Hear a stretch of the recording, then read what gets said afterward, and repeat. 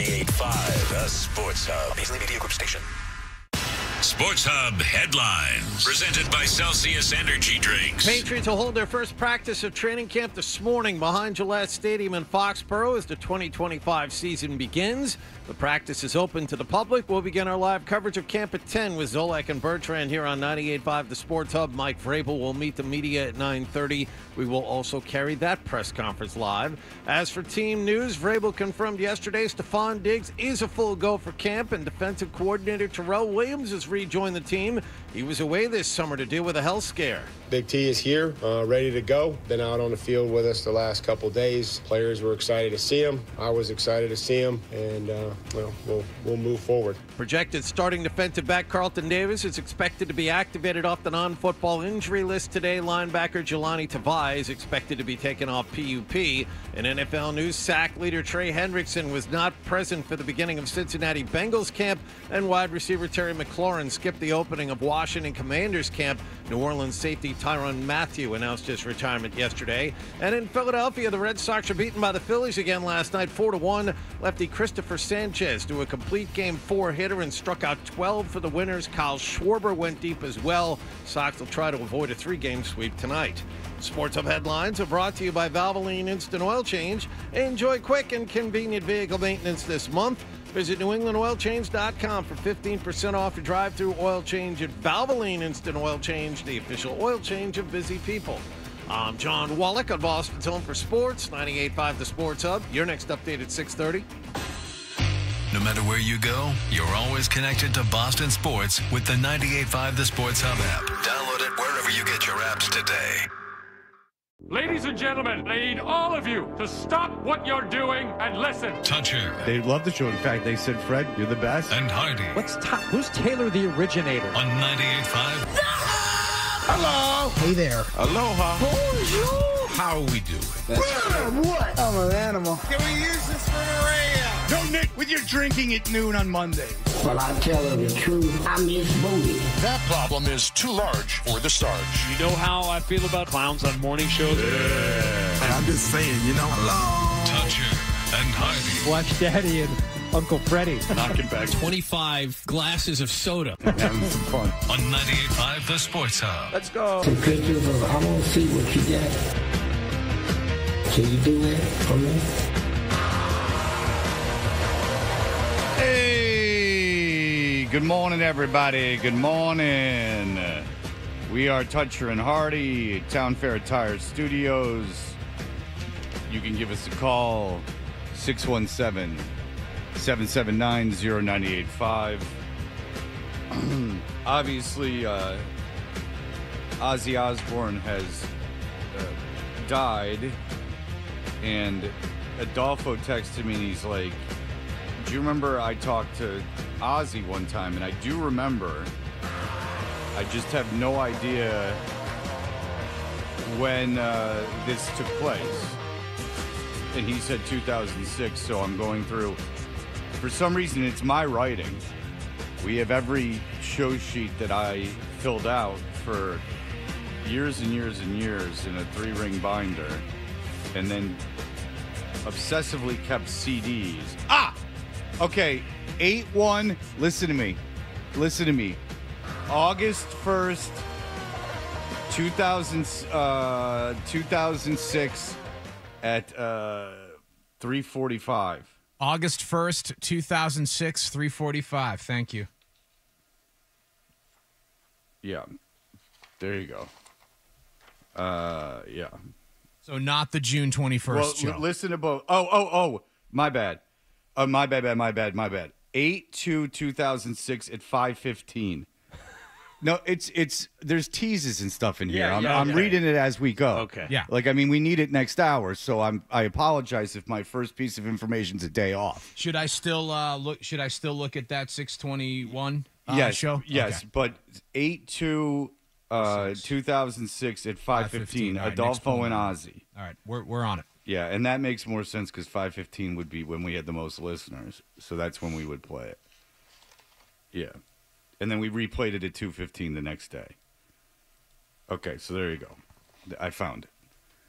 August 2nd, 2006 at 5:15, and if you can't find that, The next day, August 3rd at 2:15.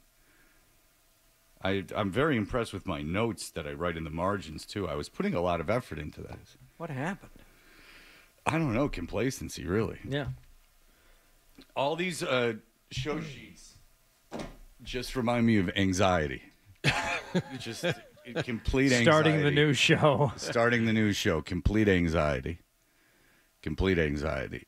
And then it reminds me of Nicholas, who was coming in right around then. I have, look, you're not alone. I have every show that I did with Jerry Trupiano saved on CD. Well, that's at the Broadcasting Hall of Fame. I have every Hardy and Troop show. How was the stress level there, knowing that you had to carry it for 4 hours every weekend? Well, I would call in. No, I didn't. Look. And completely bamboozled Troop, who had no idea what was going on. I was just acting like Chachi, and he had no idea what was going on. Troop was great. It had nothing to do with Troop. It had the fact that I had a 3-year-old. I had another one on the way, and I had no belief whatsoever that I was going to have a job. And even in 2009, getting another job in radio was no easy task. Once you'd, moved across the country and essentially, in a place you had didn't know anybody 5 years beforehand for a job in radio, to find out that, that radio station is gone. You don't do that anymore. Well, I've been a rock DJ for 15 years. Well, you're not anymore. And if you want to go be a rock DJ, good luck. That's not easy. How about, and so, yeah, your anxiety was definitely worse than mine at that point. Well, I mean, we didn't think we were going to be around very long either, but at least we had a job. I was part-time. Yeah, I know. I was picking up hours. But you should see the guests that we had on that first summer. We had Ozzy Osbourne on twice. The second time just to screw with him. Not really screw with him, but screw with Adolfo. Then we had on, actors, and it's really amazing. We were this nothing afternoon show at WBCN, and we had every other day some A or B list guest. Yeah, bands performing in studio and Queens of the Stone Age performing in studio. BCN in general. I mean, it's like the fact that we had people coming in at all times of day and night, and even when you guys, thanks to the David Lee Roth debacle and the necessity to hire you guys, and also Opie and Anthony, which got signed on. The way it was described to me was like one hand wasn't necessarily telling the other what it was doing. I think Hannon had hired you guys. Does that sound right? And maybe didn't know that that at the corporate level, Opie and Anthony were being courted to take over morning slots where David Lee Roth was going out. Well, we were hired when Opie and Anthony were doing mornings at WBCN. That had already happened. But we might have started the audition process outside of Boston because we auditioned in Phoenix. Right. So we might have done Phoenix while David Lee Roth was getting fired. But it's very close to the same time. Yeah, but I don't think that we signed contracts and then they told us you're doing afternoons. We got signed, our contracts were to do afternoons. Yeah, but with an eye that it was going to be a morning show soon. But Opie and Anthony were that morning show already. Right. So, they were right. I think they thought David Lee Roth would last a little longer than he did. But you don't understand. They hired us to do afternoons while Opie and Anthony were the morning show at the station. Yes. So what I think they thought was maybe the David Lee Roth process got it going, but they believed that they wanted a local morning show. Yes. Is what I think. Yes. Is that they didn't think the Opie and Anthony thing would last forever. Right, which is why I had to move to nights. But my only point was this. Even at night, we would get guests in. We'd get comedians to come on and bands and all kinds of stuff. So we didn't have anything going on at that time locally morning-wise. But 12 would have bands in the midday. You guys would get the A-list stuff, Chris Cornell. I went back. I remember that. I was there for that. I saw him, performing in that play. That was jammed out for Chris Cornell. And then I'd have stuff at night too. And this isn't 30 years ago.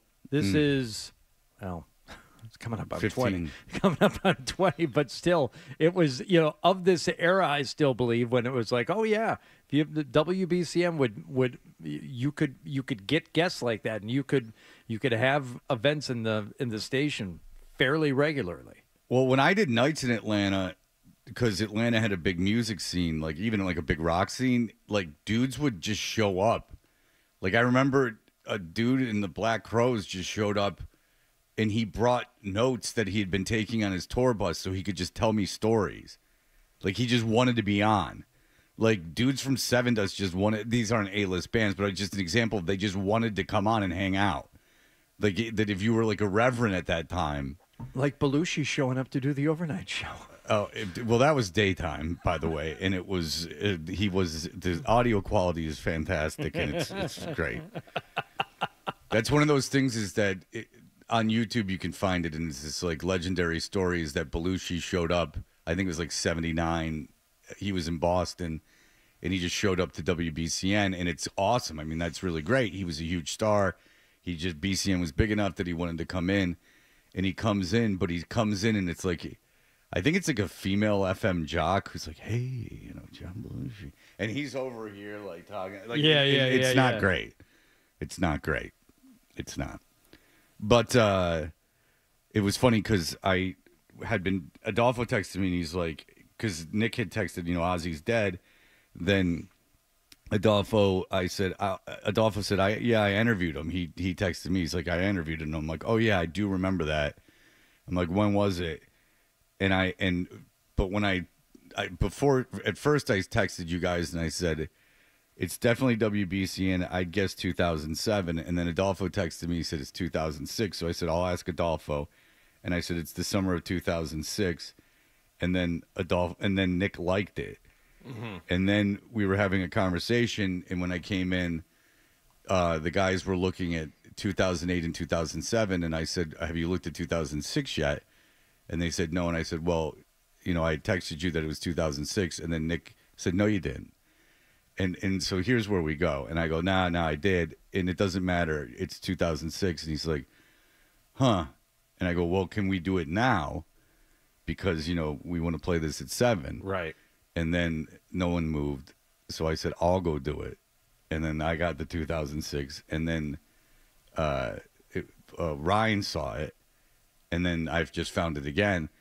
But Nick kept protesting that I had never said 2006. Now, this is for no reason. And Hardy will back me on this completely because we've talked about it. There's no the issue is over. There's no protesting. I don't care. Like, as long as we find it, it's fine. And then he's like, you never sent it. And I'm like, okay. So Hardy goes into the other room to show him that I did say 2006. Oh, and not only that, but Nick liked it. And then get this. Nick's take was, I must have edited it. What? That Fred had texted, and again, I picked up my phone yesterday. I missed like the first hour of this after Ozzy died and all this stuff. Yeah. But there's like 50 text messages. Right. But in that big chain was, Adolfo said he interviewed Ozzy, and he says 2006, and then here I got it right here. I saw it too after you guys mentioned it because I was asleep at the time. And then Fred said, actually, it was 2007. And then there's a like next to it. Or no. It's definitely WBCN. I'd guess 2007. This is all from Fred. I'll ask Adolfo. And then it's the summer of 2006. And then a like next to it. And I pressed on the like, and I showed it to Nick. I'm like, who is that? I can't tell the icon. And Nick said, that's me. Oh, but then what did he say? Then he said, yeah, but you know how you can edit text? Yeah, so he was saying that I had edited it, like, after he liked it. Because that's the only explanation. I just want to say, I'm sorry. You were right. I was wrong. No, but it's, see, don't do that. No, don't I do just that, read Nick. back. I just read back, and you're absolutely right. But the thing is, what I don't understand is it's not an issue as long as it gets done. No one cares. But yet you're with another person having a conversation about how it must have been edited instead of just getting the audio.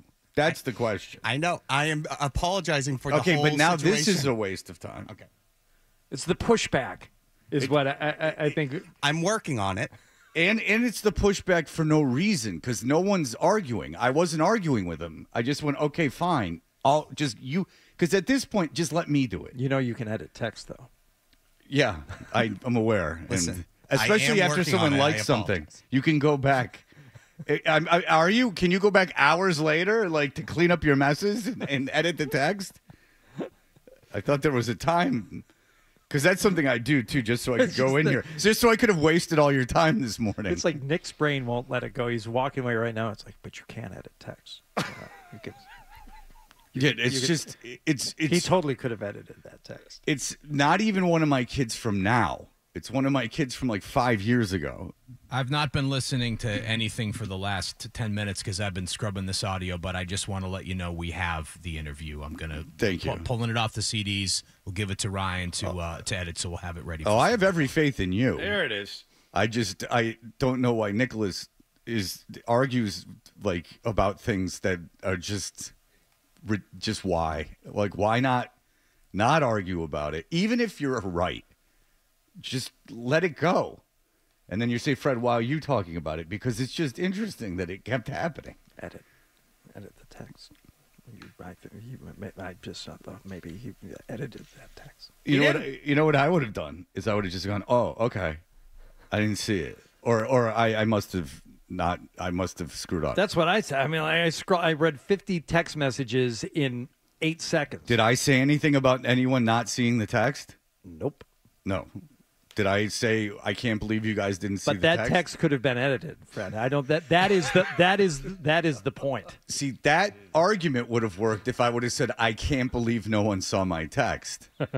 If I would have just said, "Oh yeah, okay, well it's 2000." When I said, "Oh yeah, okay, it's just 2006," and then you go, and then there's pushback.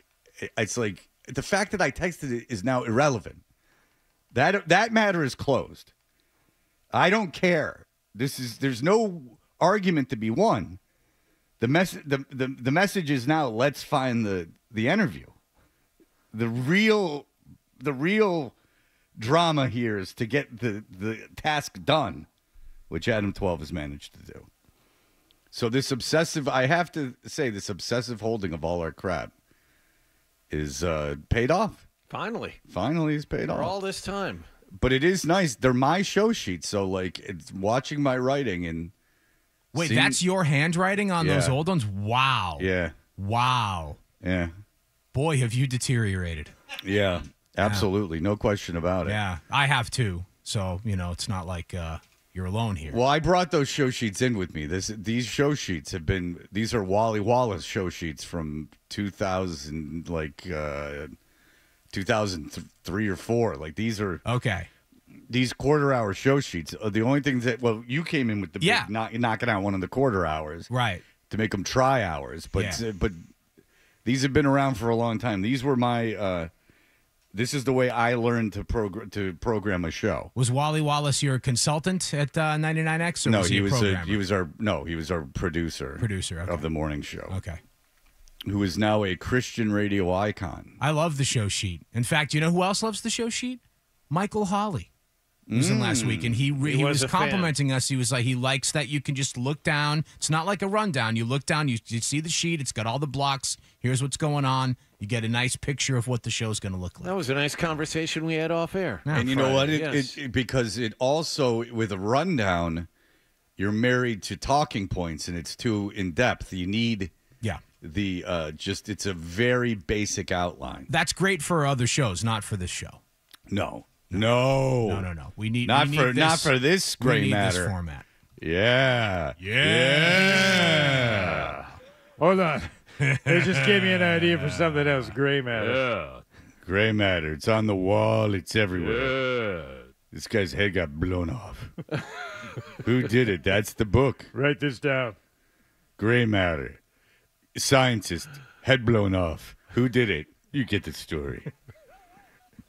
Fill in the blanks. Add some commas. And there's a thing about some poor kid eating gruel. So you see there's symbolism. Gray matter. Gray brain on the wall. Maybe he's a genius poor kid whose head gets blown off. Maybe the guy's last name is Gray. I don't know. Who done it? That's the question. Click, publish, print. By the end of the book, you'll find out. Don't read the last page or you'll screw it all up. Who's the cop who investigates? What's her name again? Yeah, you know Which who it was is. a cop. It's a cop's cop. It's my brand, Rocky Suarez, the big-butted, big-breasted, small-waisted diva. So anyway, so Ozzy, died. And it's weird if you think about it too much. Because what's interesting about Ozzy, in looking back in it, is that how dumb all the controversy around him was. That it seems almost like another planet, and we'll get back there. But don't worry, society is shifting down again. But there was a point. Now we're just outraged by other crap. But there was a point where people were Ozzy Osbourne, who you now know everything about. People were convinced that he was a tool of the devil. This happened. They were on real politicians and real Democrats' wives. Democrats, Al Gore's wife. Yeah. I mean, they were powerful people. Left, not only mostly religious right, 99% religious right, but Al Gore, who was a Tennessee Democrat, his wife was the big ringleader. They did the Parents Musical Resource Center, the PMRC, that wanted to censor albums, and one of the guidelines was Satanism. What biting the head off a bat, early 80s, right? So but the story of biting off the head off the bat was the people would throw bats on stage and like fake bats because there was like bad imagery in the album. And so one time he would walk around bite the head off like one of the fake bats. And one time someone threw a real bat on stage. It was dead, and then he picked it up and bit the head off of it. Mm-hmm. So it's not. But the good story with Ozzy and biting the head off of something is that Sharon took him to a record label where he was signing whatever label he signed to as a solo artist, and they released doves in the conference room, like when he signed, kind of like as a joke. And Ozzy was so effed up, he grabbed one of the doves that was living and bit the head off that. Okay. So the bat one is more understandable than the dove one. The dove one was the one that was gnarly. But it's what's sad, real sad about our own mortality is that now that guys Ozzy's age are dying because they were the people our parents were afraid of when we were kids, but they were older, quite a bit older. Yeah. Is that this now it's going to start being natural causes for people well more of our generation. Mm-hmm. This is like Ozzy's a generation or two before us. The next ones are going to start being like people around our age dying of old age. Of old age, exactly. I mean, there's plenty of people of our generation who have died, but, how did Ozzy die? Well, he was not old, but 76. Yeah, it's old enough if you've lived that kind of life to that's it. You hit your expiration date. Yeah, 76 is, when you die at 76, you can die of something, but the main reason is you're 76. The belief is that you would have fought it. You could have fought off the disease if you were a little younger. Like you said, 76 is, I don't want to die at 76, but it's like not some horrible, unthinkable tragedy when you die at 76. And so that's just the thing and then, of course, more people at 76 start dying and then da-da-da-da-da.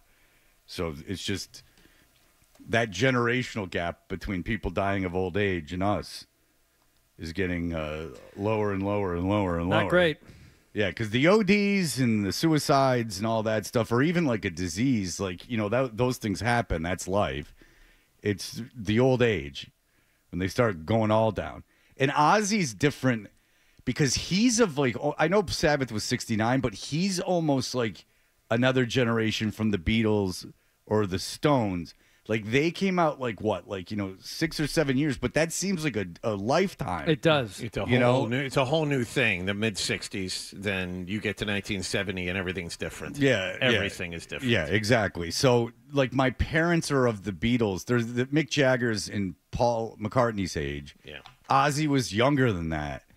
So this is like the generation before or after my parents. You're right though, Fred. He's only 5 years younger than those guys, but it seems like a totally different. Well, generation. he was influenced by them. Yeah. I mean, the Beatles he worshipped the Beatles. I mean, that's part of the reason that he's in music. But that is a salient point. That jump from like 1963, 64 to what Sabbath was doing in 69 to what Led Zeppelin started with 69. I mean, it sounds like it's 15 years when it's only 5. Right. Yeah. I mean, the generational shift and all that is quite incredible. All right, we'll be back with what happened last night in just a moment. Toucher and Hardy, 98.5 The Sports Hub.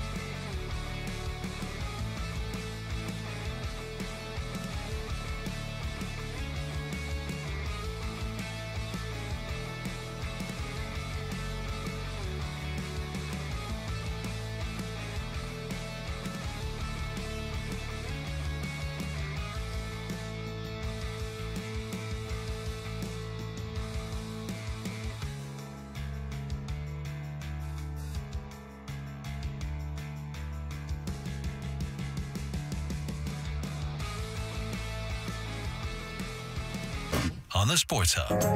Did you catch a game last night?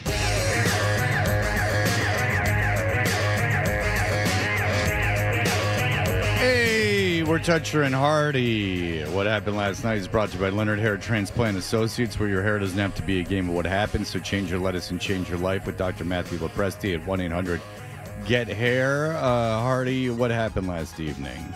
The Red Sox and Phillies playing last night. You remember a couple of nights ago there was that weird catcher interference call? Weird in that there was catcher interference? Yeah. I mean, it's just, see it, a game end in that fashion. Yeah, only baseball. What if a game started in that fashion? As the Red Sox down a run, first inning, game not out of hand, but not looking great already. Runners on, and just trying to get out of that first inning without too much damage being done when this happened. Here comes Harper. He's going to try to steal home the throw, and I think he called a balk. I think he did call a balk. Wait a minute. I think it's Narvaez stepped in front of the plate. I think that's an interference on the catcher. That's what it is. The ruling on the field is correct. The runner from third will score. The runner from second is awarded third, and the batter is awarded first base. So there you go. Our second straight night where there's a catcher's interference. So you end one with a catcher interference, and you start one with a catcher interference. In the end, though, it didn't matter because Harper had a clean. That's Bryce Harper now. This isn't a guy who steals 60 bases in a season. It's Bryce Harper.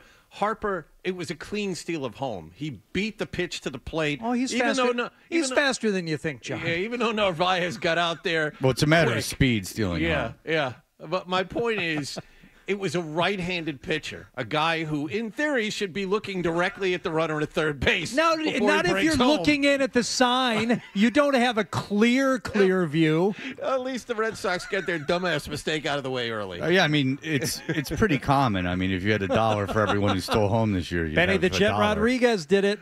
Yeah. Oh, boy, yeah. Yeah. And he was just a platoon guy. He came off the bench. He was a pinch runner, if I'm not mistaken. That is correct. So, okay, yes. Harper was going to be safe anyway. And no, it wasn't a balk. It was catcher interference. Narvaez still unclear after the game on what happened. The umpire called a catcher interference, which I just went up. Maybe I went up a little early. I just want to catch the ball on tag. I saw the video and I wasn't go over the play or something. But then he called no, it was a catcher interference. So it was completely weird. I didn't know that rule. You know what I mean? I just ran out and trying to catch the ball on tag. All right. He should be very familiar with that rule. You know why? Want to take a guess at how many times the Red Sox have been called for catcher interference this season? I believe that's 6. 8. Oh. It's the 8th time this year, according to the Red Sox broadcast last night, that the Red Sox have been called for catcher interference. Carlos Narvaez has been out there for the overwhelming majority of them. For him to say he doesn't know the rule is kind of odd, considering all of this. So and again, I think there's still some cloudiness on what the actual rule is. It was Greg Bedard yesterday, who is a baseball guy, I think maybe at his heart, even more so than football. Loves baseball. He was tweeting about it last night. He said the runner was safe anyway, but if Fitz stepped off the rubber first, the catcher would have been fine. Can't field a pitched ball there. Very true. So you can't jump out in front of the plate before the ball arrives. But yes. Narvaez still seems to think it's about him stepping on the plate. Well, he did. The replay showed he didn't step on the plate at all. He sidestepped it. The problem was he got in front of it before the pitch got there. Which is what he's arguing. It's like, I didn't know he was stepping on the plate. Well, let's take it to its logical conclusion. If I'm allowed as a catcher to step in front of the plate before the ball arrives there, what does that stop the hitter and you're intercepting the ball before it is a pitch? Safely swinging the bat? Yeah, or you're intercepting. Or I don't know, if I'm stealing from second and the catcher can spring up and catch the ball before it crosses the plate and throw to second, I don't know, that buys them 0.8 seconds, which is all they need. Yeah. Their pop time's like 1-3. Yeah. Like if I can save half of that, you're stealing 50% less bases off of me. Yeah, so Bedard's absolutely right. If Fitz had actually looked at the runner going home, he would have stepped off. that gives Narvaez free reign. It's not on Narvaez that he stole home, absolutely, and it's not even on him that there was catcher's interference. Narvaez not knowing the rule isn't even the issue. That the issue is, that the pitcher let Harper take off, and the catcher is just like, oh, Jesus Christ. This guy's about to slide. Oh, yeah. You don't think he's stealing home. If so you pop up and you go out. Yep. Like you break what you normally. There's no way he'd normally do that. No, and if to Narvaez's credit, I guess, had he just sat back and caught the pitch and then tried to get the tag, Harper would have been back in the dugout by then. I think, you got to give him a little bit of instincts taking over, and you just see a guy, oh, no, there's a guy in my peripheral that's about to slide, and the ball hasn't even gotten to home yet, which is very, very rare. One might assume in that instant, without having time to process, that your pitcher had stepped off the rubber, saw what was happening, and threw the ball to you so that you could apply the tag. Yeah, I think the thinking is more, oh, no, this guy is about to slide into me. I better get up. I better pop up and try to make this happen. My pitcher has given me no chance whatsoever. Yeah, this is entirely 1,000% on the pitcher. Yeah. It's not in him not knowing the rule is really not. If he doesn't know the rule or he knows the rule, it's no knock on him. I mean, if you're lefty, righty, I don't care what hand you're throwing with. I mean, in high school baseball, you can't let someone take off from there. I mean, their heads are in the game enough where they can tell if you're paying zero attention to them. The Red Sox, it is remarkable that the Red Sox won 10 games in a row. Not really when you look at everything. Well, you look at the teams and they're terrible, but 10 games in a row is impressive regardless of who you're playing, and this team is just dumb. 8 ways. This team is dumb. They do dumb things every single night. I mean, I don't have to go too far out of my way to think about this stuff every morning. It happens right in front of you. And Cora's coming out there, by the way, at that point, just to be like, all right, what's good? Like, what am I going to do? Like, here we go. Like, he's just trying to figure out what's going on. Like, he can't believe it. He can't believe that a guy got a clean steal of home off of him. I mean, it never happens. I mean, it's great if it does. I mean, it's maybe the most exciting thing in baseball, inside the park home run or probably steal a home. I mean, I was a fan of a team that used to do it fairly regularly. Those mid-'80 Cardinal teams, they let Vince Coleman take off. Well, that was only the first inning. How did the rest of the game go? Let's at least listen in as far as the Phillies starting pitcher went last night. They're all on their feet. The 0-2 pitch. Swing and a miss. He got him. A dozen strikeouts. A dozen? And a complete game for Christopher Sanchez, the third of his career. Oh, so the starter went the entire game. Yeah, they had 4 hits. Yeah, this is what was going on. Goddamn hits. 4 hits. Don't worry, no one's listening anyway. Yeah, this is back to the way it is. This is the way it's going to be. Yeah, I mean, they've lost their best hitter. I mean, this is the way it's going to be. 4-1 your final. I mean, Bregman's back. He's a good hitter, and that's it. I mean, Rafaela's had a good year. Yeah, he went through a hot streak. But Roman Anthony has come crashing back down to earth the last couple of games. But this is counting what to on expect. Yeah, I understand wanting to play Roman Anthony every day.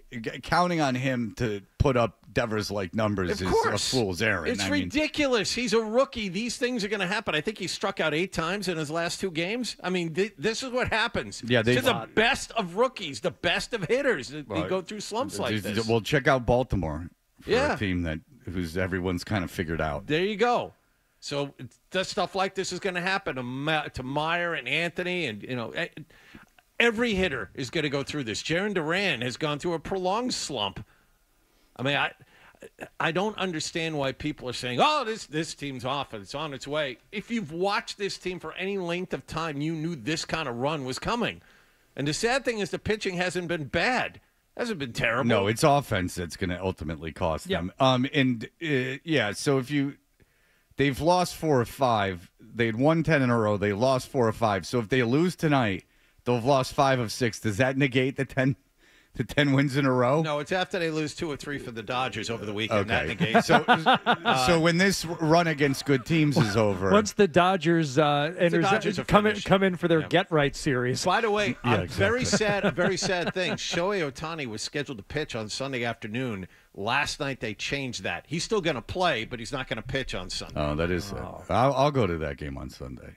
This is according to the Red Sox writers. I hope you Red Sox fans realize the shine's going off and maybe you calm down with the tickets this weekend. I think it's more the opponent than the Red Sox in this case. Yeah, regardless of whether or not Ohtani's pitching, that's a tough ticket. You know what? It might cool it off a little bit, but it's still Ohtani, even not pitching. That's well, yeah. I mean, if he's pitching, I'm paying whatever it takes to get in. But I've been having some expenses lately with this dumb travel I've had to do. So I'd like to keep this relatively reasonable. But if they lose tonight, yeah, that's 6 or 7. Or no, I'm sorry, that's 5 or 6. And then maybe that negates a little bit of this Devers addition by subtraction narrative that was going on, which is I mean, I know not everyone's a sabermetric person, but when you lose that amount of home runs in RBI, your lone power threat, that seems to be a problem. That's going to, in the aggregate, it's going to cost you some games. That's why they pay that guy that amount of money, is because the belief is that he wins games by hitting home runs. By the way, as he did in that Yankee series. By the way, bad clubhouse guy. Yeah. Which there's no math for that, Fred. Again, replace a little bit of what he does with someone who can stop runs from scoring or who can get runs to score instead of bringing in nothing. That is the thing. In the aggregate, it all will play off. There's 162 games. I understand he might have been terrible, but you removed a lot and returned it with nothing. And you never mind. We've explained it 1,000 times. All right, this is the headlines. Essential Sports Hub headline presented by South.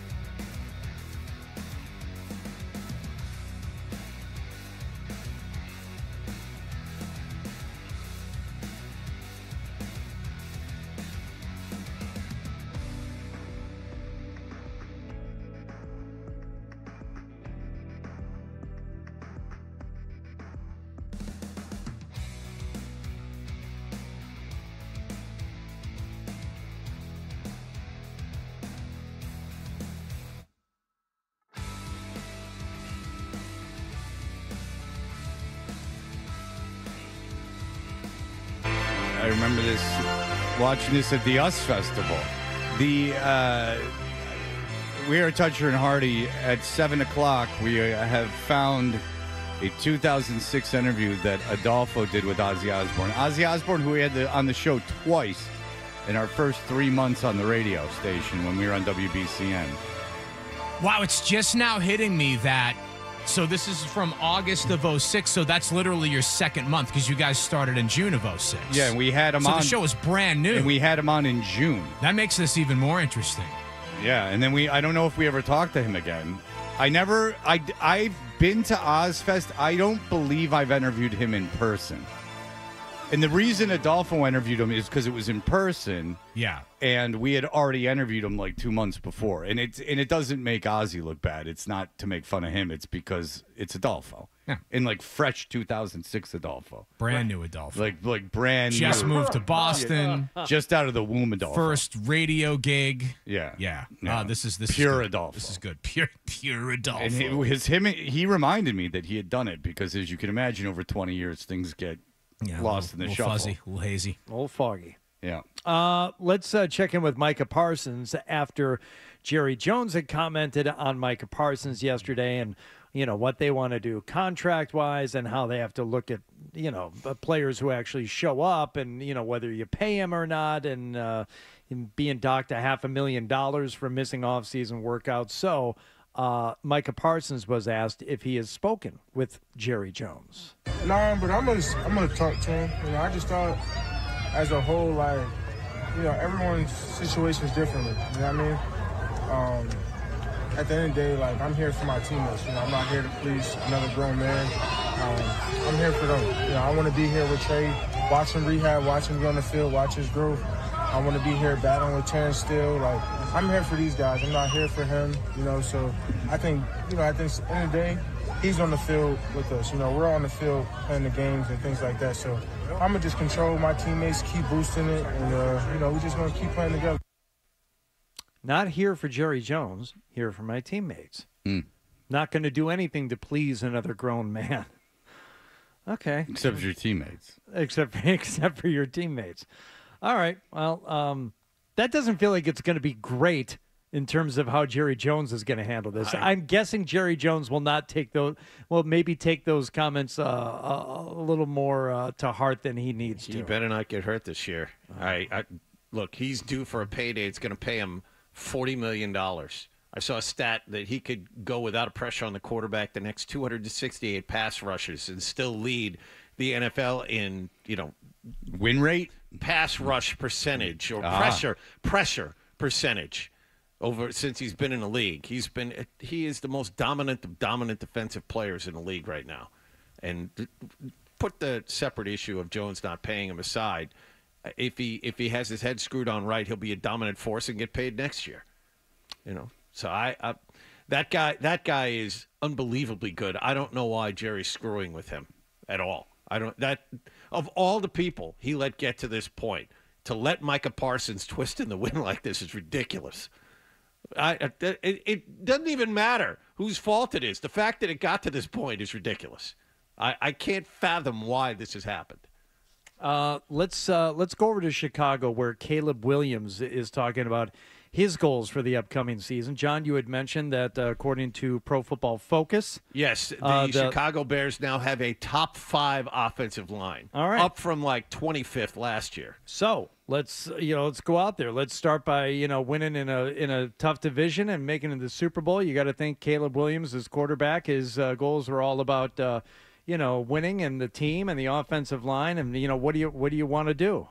Obviously, I have self goals, and that's being the first 4,000-yard passer. Oh, good. Okay, so you want to do that. What else? In Bears history, that's a goal of mine. 70% completion that helps the team. Okay, so you want to have a high completion percentage. You want to pass for 4,000 yards. Keeps us on the field, puts us in better positions. And then other than that, just trying to go down and, score the most points that we can with each drive that we have. So that's kind of my self-goal. And obviously other than that, you got to go win. That's there you go. I have a question. In addition, other than, obviously I want to be the first 4,000-yard passer. I want to have a 70% completion percentage. And Oh, yeah, and then win some. And I'm just saying, what about touchdown. winning, Caleb? How about going to the playoffs? It shows how crappy Chicago quarterbacks have been, by the way, that he'd be the first 4,000. So do you know who the passing leader is in Chicago? I heard this morning. I want to look it up just to double check it. It's not the punky QB known as McMahon because they ran the ball a lot. Right. I heard Harbaugh? Mallard talking about this. Nope. Eric Kramer. Oh, my God. Oh, I remember. Eric Kramer wasn't a bad quarterback. And he said, like, I think it was it Mallard this morning or was maybe someone on ESPN? I don't know. Said that they worked in the same building with him. And he said, it never came up. Like, because who cares? Oh, you threw for 3,826 yards one year as the Bears quarterback, and that makes you the all-time leading passer for the Bears for a single season. So what? Did you win? Oh, not a lot. Well, then, so what? Who cares? Eric Kramer won for those Detroit Lions. You got to remember that. I do. Yeah, Caleb Williams is an interesting fella. These were the kind of the knocks on him coming out of college is that, I guess dealing with his dad and dealing with his people and dealing with him was not overly easy. So his talent is so phenomenal, but it may be that this is the way he was advertised. An undeniable talent, but maybe not completely a team guy and whatever. Just to not mention wins is pretty impressive. Well, he threw it in at the end. He said, in addition to the 4,000 yards and the 70% completion percentage. Yes, and to get some wins and score some points. One other quick thing. Do you know that no one has ever thrown 30 touchdown passes in a Chicago Bears uniform? Ever? Kramer set the record that year that he threw for 3,800. He had 29. No one's ever thrown 30 touchdown passes as a Chicago Bear. When you have sweetness, you hand that ball off. That's right. You don't worry about putting it in the air. All right. Unfortunately, Ozzy Osbourne is, as you know, he's died, and that led me texting with Adolfo and I guess at this point, my history with Ozzy Osbourne, which is not a lot, but we did find some of it. So we'll have that for you in just a moment. More Toucher and Hardy.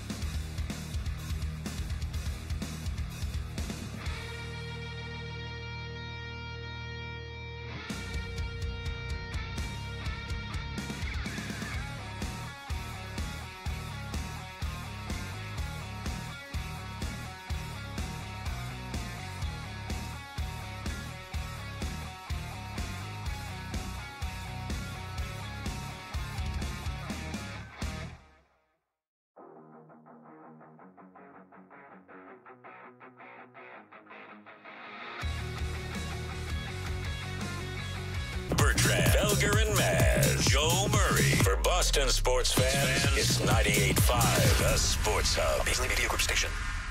Sports Hub headlines, presented by Celsius Energy Drinks. Patriots will officially begin their first year under new head coach Mike Vrabel this morning with the first practice of training camp. It begins at 10:15. It's open to the public. We'll have complete coverage beginning at 10 o'clock with Zolak and Bertrand live from Gillette Stadium here on 98.5 The Sports Hub. Christian Gonzalez, for one, can't wait to get started. Just getting better every day. Just focusing on the one day at a time in training camp. All you can do is come in and fix the mistakes you made the day before, because there's always going to be mistakes. But yeah, just focusing on getting 1% better each day, have a good camp, and lead into season. Mike Vrabel will meet the media again at 9:30 this morning. You can listen into that as well here on your flagship radio station for the Patriots. Yesterday, Vrabel said Stephon Diggs has been fully cleared to practice. Defensive coordinator Terrell Williams is back after a health scare. Starting cornerback Carlton Davis is expected to be activated off the non-football injury list, and linebacker Jelani Tavai is expected to be activated off of PUP. Last year's NFL sack leader Trey Hendrickson skipped the beginning of Cincinnati Bengals camp over his contract yesterday. Washington Commanders wideout Terry McLaurin is sitting out as well. Despite a contract battle of his own, Micah Parsons was at Dallas Cowboys camp. And the Red Sox lost in Philadelphia last night 4-1. Rob Refsnyder a home run, but Phillies lefty Christopher Sanchez shut the Sox down on 4 hits. He threw a complete game with 12 strikeouts. Sox will try one more time in Philadelphia tonight. Sports Hub headlines are brought to you by Dr. Matthew Lopresti and Leonard Hair Transplant Associates, the hair doctor of Hardy, Tom Karen, and Tommy Curran.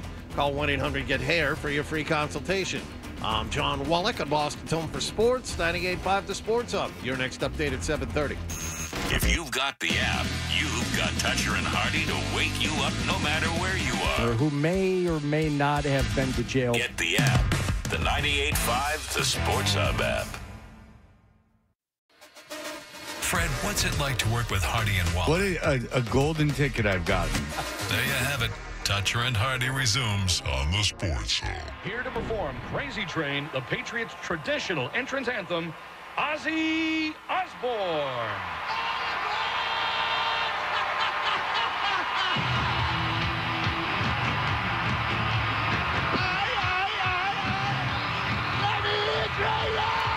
Hey, we are Toucher and Hardy. You can watch us on YouTube. Subscribe to 98.5 The Sports Hub on YouTube. Ozzy Osbourne, as you know now, has died. 76 years old. Everyone's familiar with his career. And I know I had seen Black Sabbath.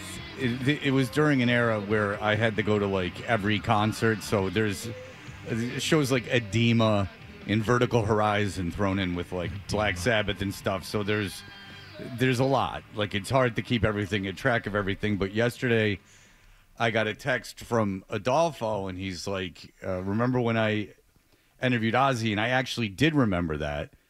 But, you know, it's been 20 years, so we went through the archives, and Adolfo knew it was 2006. He remembers all this stuff, and we found the interview that he did with Ozzy. Now, I have not heard this since we originally played it. Adam and Ryan have found it.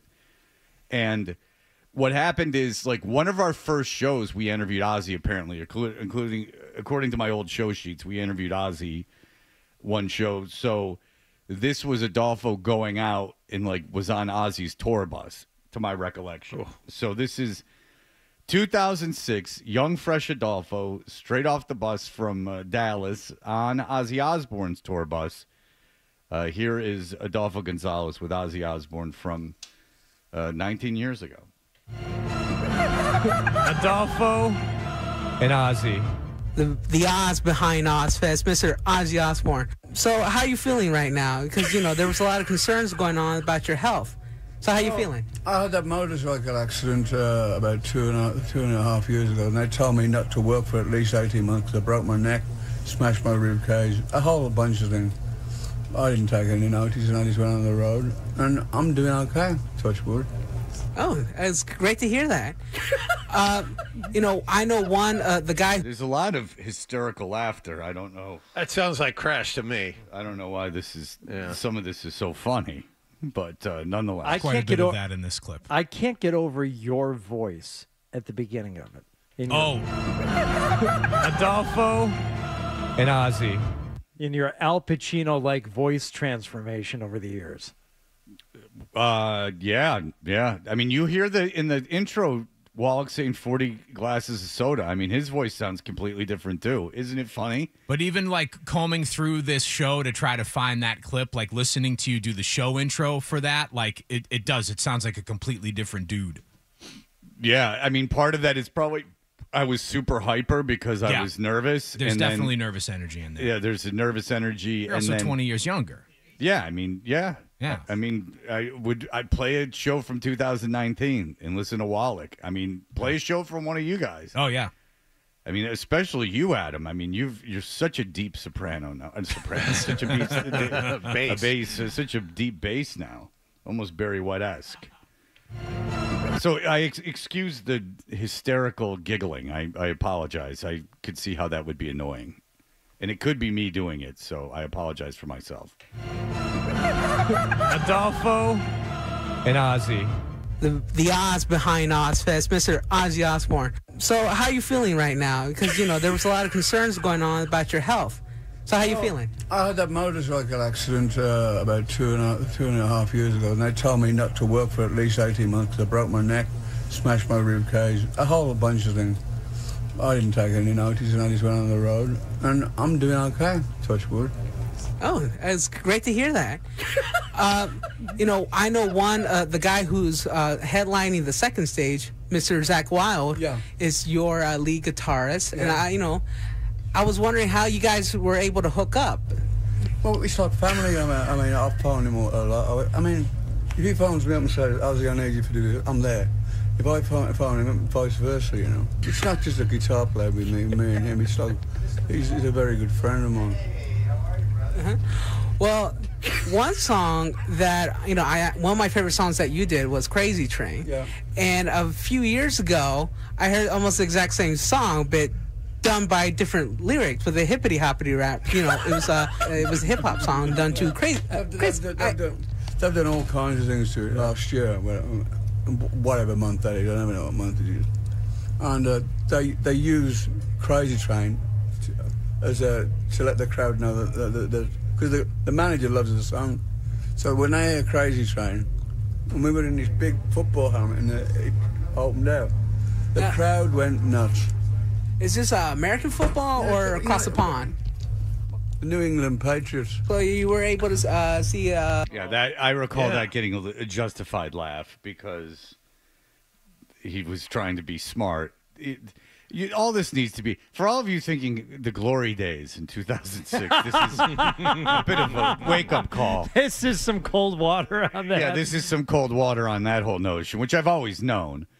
But I will tell you, the thing about American football I do recall finding, because it was Adolfo trying to sound smart, and it was his attempt on sounding like continental. You understand? Like he was like, "Is it American football?" And he's talking about the Patriots. Yeah. When he had come out and sang for the Patriots. Right, which is the funniest part of it. Adolfo doesn't know he's talking about something that. Oh, he might know, but he's still trying to go like, "I get you. You're from England." All right, he's making a connection. Yeah, he's trying to sound smart in his mind. The New England Patriots. So you were able to see Gillette Stadium then? Yeah, it's fabulous. Yeah, with Super Bowl champs of the United States here at the top. Yeah. Okay. One also, besides from the television show The Osbournes, one show I actually enjoyed was your wife's project, the Sharon Osbourne Show. Yeah, but it's, I mean, she does her thing. I'm glad she's still alive. The main thing, I mean, she had a terrible battle with cancer for about 9 months. She survived, and if it makes her happy, good luck. But I don't get involved, I got a lot to do on my own, Mm-hmm. And she's also really involved with what goes on with your vast media empire.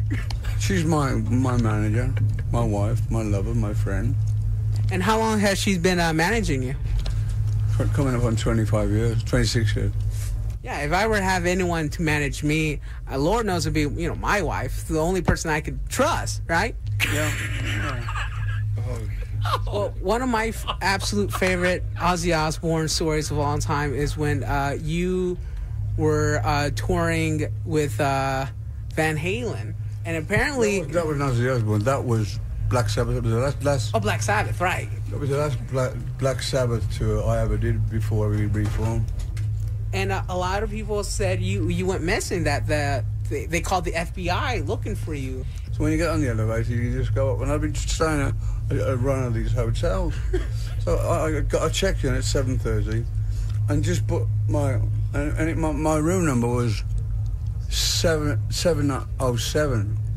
And I go in, crash out, and I found the operator. I said, "What time is it?" She goes, 6:15. So don't sound. I don't feel like 6:15. Look at my watch, 6:15. Pick up the phone, day or night, and she goes 6:15 in the morning. So, it was, and over that I'd be on the missing list, all kinds of things. So, and also you missed the entire show that night, right? Yeah, and we have to go back and do it. Yeah, people were just looking all over the place for you. They even called the FBI, and it just turned out that you were in the wrong room. Yeah, which can happen. Hey, I've been there before myself, actually being in the wrong room at the wrong time. Well, I guess that's all I got for now. It was an absolute honor to interview, and it was my first time. So, oh boy, I had quite a rodeo having in my chest. You're doing fine. All right, thank you very much, sir. You know what might have been better is if we would have interviewed him ourselves. He was in a good mood. He wanted to talk. Yeah, but then you wouldn't have had a rodeo in your chest by the time you were done. No, Adolfo, did a very good job. I'll give Ozzy credit though. I think one of the things that made him in a good mood and willing to talk was he sensed something in the interviewer. Yeah. That necessitated maybe him being a little more accessible and a little easier to get along with that day. Well, Ozzy was the one correcting Adolfo, which is, probably a position of power he's not usually used to with an interviewer. Found himself in the unique position of feeling Ozzy's kind of like, oh, yeah, that's cognitively superior. Well, think about it. Like, he's always... up to that point being admonished or being, kind of asked to share tales of debauchery and, his failings as a human. And then there comes Adolfo and he's wanting to know about, I don't even know what he asked about the hippity hop thing. I don't even know what he was talking about there. Right. But that is a trip down memory lane. Maybe if I could have gone back, I would have gone onto the bus and interviewed Ozzy in person. And, taken somewhat advantage of that opportunity, but it was not in my playbook at the time. So there you go. Adolfo just texted me and said, and he says, and he sounds the same. Adolfo does sound the same. He doesn't sound much different. No, he doesn't. No, it's his maturity. John, were you at the game when he came out in the clamshell? I was. It was 05. I was. That was after they had won the 04 Super Bowl, and I think Green Day performed right before him, and it was a hell of a night. Ozzy. Look, I had never seen Ozzy in concert until then, and that really doesn't even count. That's a specialized thing. But what best metal frontman ever? Oh yeah. Well, so, and the thing is that. What I find interesting is when you go back and you look at controversial artists, and when we were kids, John was telling me off air, his parents were like totally freaked out by Ozzy Osbourne. Oh, yeah. People believed, this is real life, like politicians believed that he was like a tool of the devil, like that he was espousing this satanic stuff. And if you go back and you look at him from like 1980 and 1982, he's singing about nothing having to do with any of that. No, and the visuals are comical. We have the MTV channel on in the control room here, and they're just running a loop of Ozzy videos from back in the day, like the Bark at the Moon one, I think it is, where he puts on the full like beast suit and the prosthetics and all that, like that's comical. But it was extraordinarily scary to parents. Yes. And remember, he had to go to trial because the kid killed himself, and the parents blamed the song "Suicide Solution," which is obviously about alcoholism. You would have to be a total moron not to realize it, just because it has suicide in the title of the song, and as if a song. We lived in a time, and Lord knows we'll get back there, but we lived in a time where you could be sued for making art, believed that art could make someone do something to themselves, and like that was what to blame. Take that into context. So the kid kills himself. It's a tragedy. And think of all the influences directly in that kid's life. Parents, teachers, their social circle, But the thing to blame is that Ozzy Osbourne, even if the song was totally about killing yourself, but it's not. It's about alcoholism, and I think Randy Rhoads even wrote the song. But the thing is that it went to court and was not a open and shut case. It was like taken seriously. Like, did this song make this kid kill himself? But that's always been the playbook from whether it's the parents' media that Tipper Gore headed up, or any of these witch hunts that have happened over the years. That's always the playbook, is if they can find some sort of art, some sort of song, or video games for a while there that they can demonize, then the parents are without blame, then the community around them is without blame, and that's their playbook. Well, what I'm telling you is that the thing you are outraged about in art or media today, when you look back, will not only be you'll be considered a fool, but also that piece of art, more likely than not, will have become iconic. And I can give you 1,000 examples of it. How about American Psycho by Bret Easton Ellis? Whatever you think of the book, he turned it in. The publisher turned it down. He got to keep the advance and shop it to another publisher. Then it becomes a movie. It's released in 91. It becomes a movie in 2000 that does relatively well. Now it's this iconic thing that it became a musical, and Patrick Bateman has become this meme and this idea. I mean, American Psycho predicted Trump being president. Like, it did all this stuff, and the publisher wouldn't put it out. Yep. So these things that you and whatever you're upset about, in terms of words or in terms of art, 20, 30 years from now, you will look back and you'll be a fool. And the very thing that you're upset about will become, because the things that are attacked in their time are the things that become iconic and shift the culture. We just had Ice Cube on. The FBI was investigating NWA. Yeah. And, that was, to me, I was like, oh my God, I can't believe that this is on a record. What they're saying on this NWA album. It's another great example. And now Ice Cube is throwing out the first pitch with the Dodgers, like their family tree. Snoop Dogg is, at Walmart with his face on Snoop Dogg's America's grandfather at this point. I mean, it's incredible.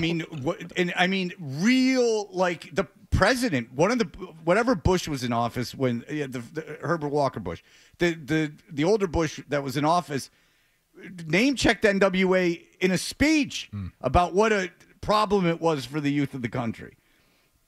In NWA, you look back and you go like, that was pretty dirty, but still, like, that message now is part of mainstream culture and is celebrated in the guy's lifetime. And he's not an old man; he's in his 50s. And Ozzy Osbourne, which is even more ridiculous, was considered satanic, whatever that means, and whatever dangers that leads to, which seems ludicrously antiquated now, like the Salem witch trials. But we do the same crap as a society. Yeah. You get all riled up about everything and about words and about all this stuff. It's still happening. Well, of course it's still happening. Well, it's happening, but it happens, and it happens from different people, and it happens from different groups, and it will happen forever. But you get so offended by things, and then 30 years later you go, oh, all right, whatever. Guess that wasn't a big deal. Or maybe I wasted a lot of time being that upset about words. That is maybe what I did.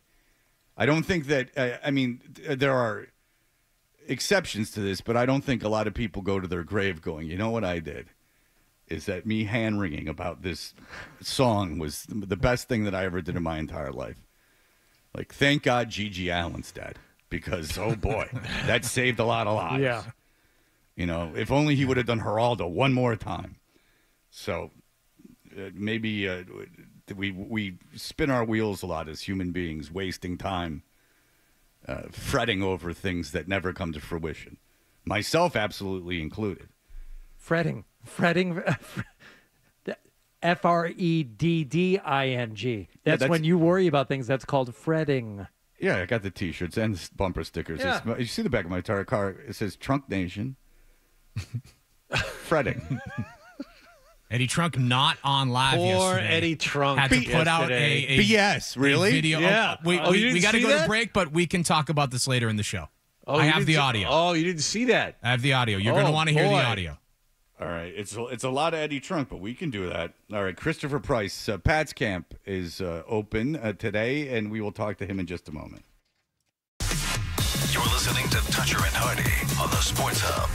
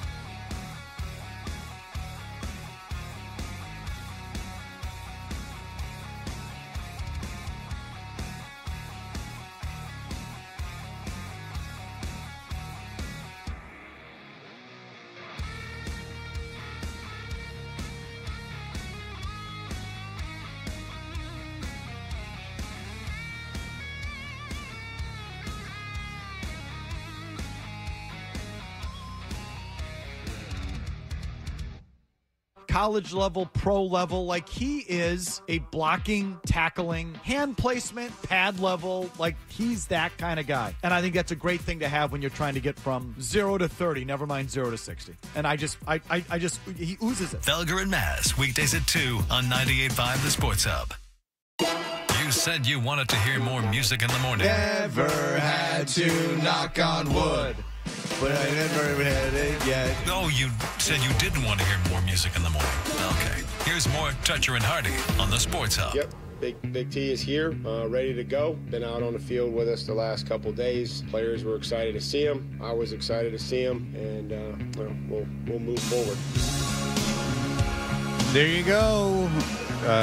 Camp is open. Mike Vrabel talked to the press. He admonished members of the press. It was like old times. He was a particular smartass. Can you imagine Bill dealing with that yesterday as opposed to Vrabel?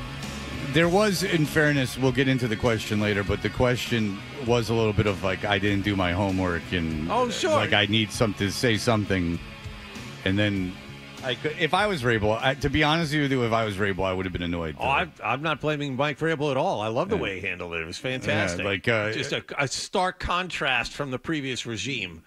That's all. Well, he seems more intelligent than Belichick, that's for sure. There's not just a like, at least he can articulate himself. Bill Belichick, inability to articulate, which is, I think, very real. That and his inability to not give millions of dollars, seemingly, to it's called chess, Fred. Invest chess into Dorchester property. Christopher Price is kind enough to join us. Hello, Mr. Price. How are you? How's camp? Oh, are you looking forward to it? This is the big time. This should be fun. It should. It should be fun. There is a renewed sense of energy. I mean, you guys have talked about it before. Vrabel's got kind of an edge, and I know Felger's talked about. He's got a bit of a swagger to him, and I think that kind of rubs off on the rest of the team. And you saw that yesterday when he was answering questions. So it's going to be fun. I do think that football has been lacking in fun around here the last couple of years for whatever reason, but I do think this team is going to be more fun, and I think that starts with the head coach. Okay, so I want to get into particular players, but I am interested before the season starts and before camp starts, just to get your opinion on like kind of the national narrative.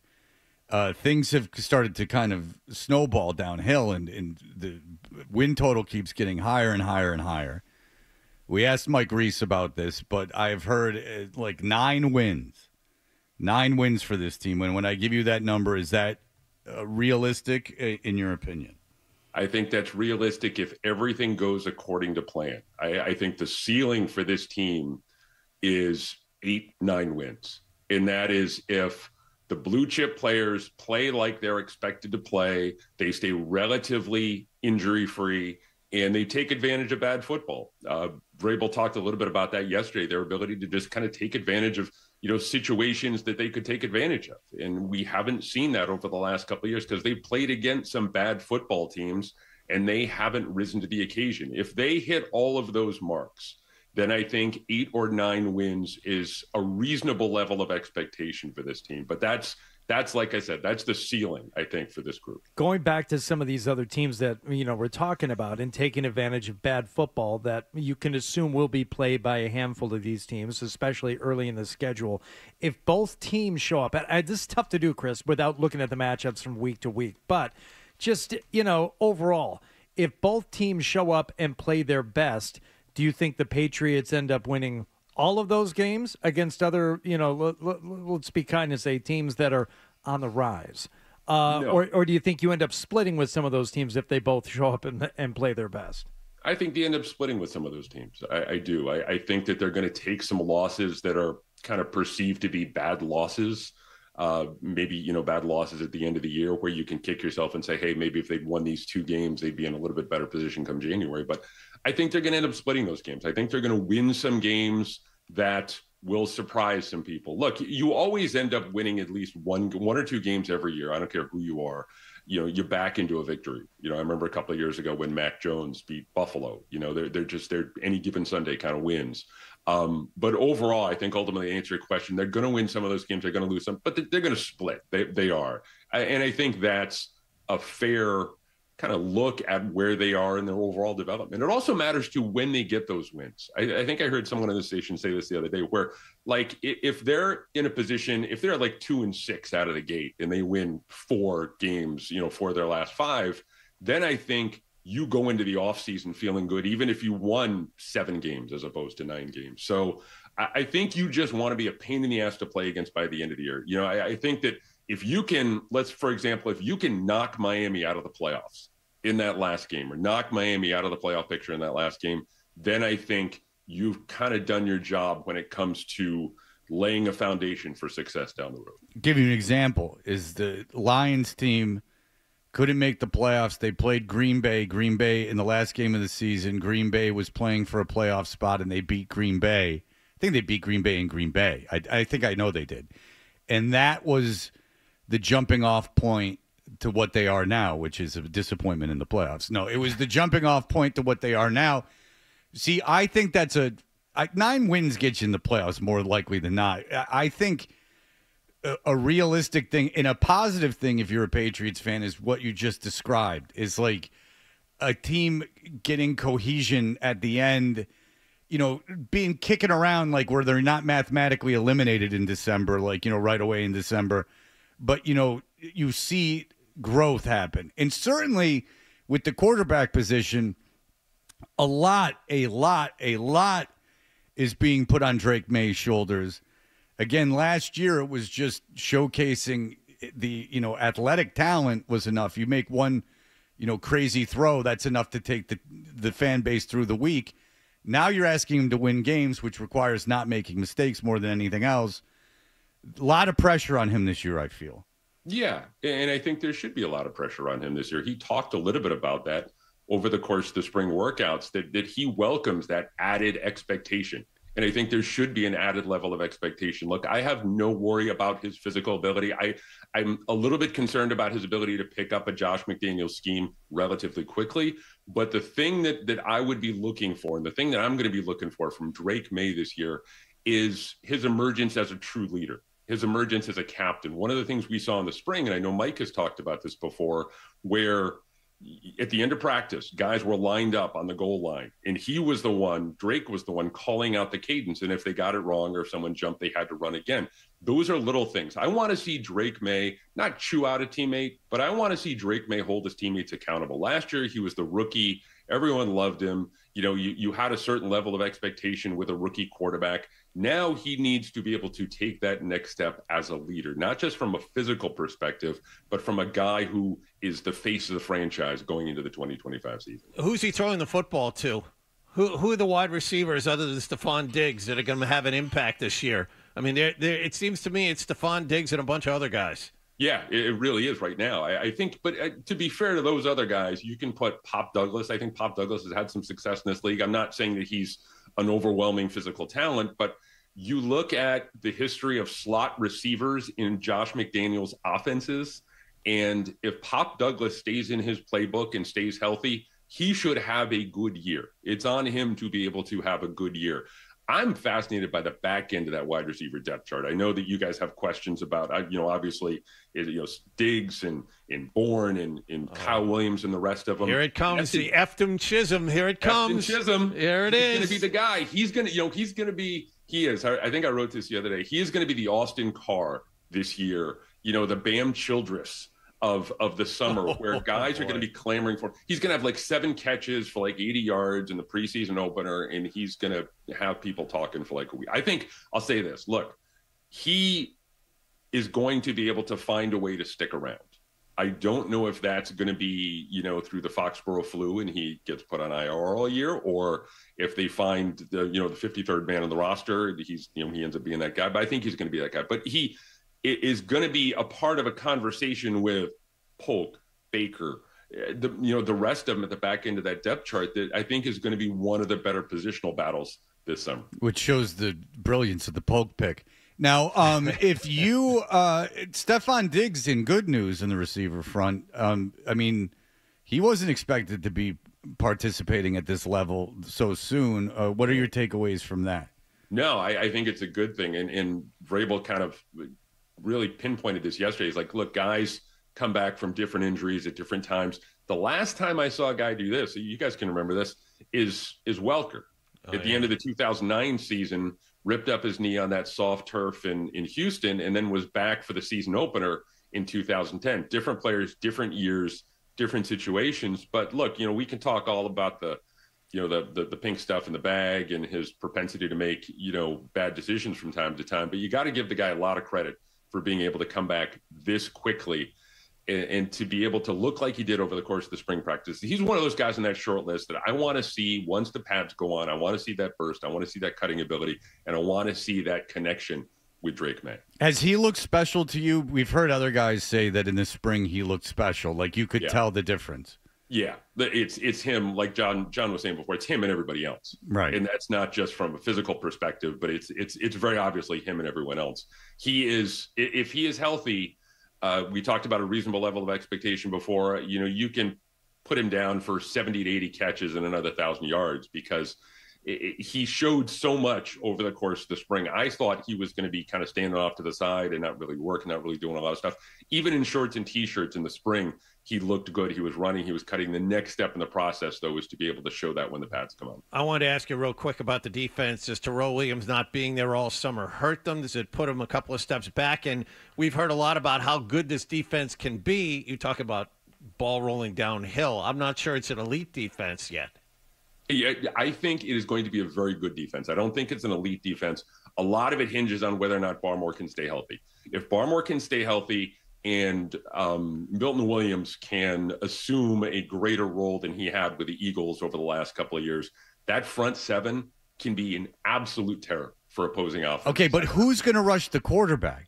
The whole thing is, Fred, the defensive philosophy is changing. I don't want to get too far in the weeds here, but get in the weeds, baby. I can handle it. I love it. I love it. Well, between Williams and Vrabel, the old approach was kind of having those big defensive linemen take up space and allow, the linebackers to kind of fly around and make plays. What we saw over the course of the spring, Milton Williams is next level. I haven't seen a guy that big move like that since Vince Wilfork around here. It's all about penetrating. It's all about being disruptive. When you ask who's going to rush the quarterback, I'll counter by saying it's going to be just about everybody. And there's going to be some swings and misses early on where guys are going to miss tackles just because the scheme and kind of getting used to the scheme and playing at a certain speed. But this group, Keon White, Milton Williams, Christian Barmore, Harold Landry, if they stay healthy, that's a really impressive group across the board. And we're not even talking about a guy who I really think is going to be kind of an under the radar, not a superstar, but a really important guy for this team is Robert Spillane. So this defense, I think, has a chance to be really, really good. White guy hustle. Just a matter of staying healthy, them staying healthy. Yeah, Spillane, coach's guy. White guy hustle. Yeah, total coach's guy. You got to love it. I mean, my only counter, and you certainly know more than me, and I haven't seen anything, is that the guys make $40 million getting to the quarterback. Edge rushers, and that's generally how it's done in the NFL. And we'll see. Milton Williams is a big athletic kid. He had two all-time studs in front of him with Philadelphia, and that's why you give him that kind of money, is that potential. So it will be interesting. I do. I think that he is going to be, if he can have that, because he only played 50% of the snaps the last couple of years, but being able to play alongside a guy like Barmore. Keon White loves Mike Vrabel, loves the situation he's in as opposed to where he was before. So I think that defense, again, if everyone can stay healthy, has a chance to be really good. Yeah, certainly the strength of the team. All right, Christopher Price, enjoy camp today. We love having you on. We want to talk to you a lot. Thank you so much. Read him in the Boston Globe. Thanks, Christopher. Appreciate it as always. Take care, guys. All right, Thanks, there you Chris. go. The great Christopher Price. Yeah, I don't doubt the defense is going to be good, especially with their secondary if it stays healthy, because then you're going to be able to dial things up a little bit. It's just, I think it's just a defensive line without a edge rusher. I think Chris is right, though. We talked a little bit about this yesterday. They got good guys, but no one great guy. And so if in order to get to the passer, all of those good guys have to be good all the time.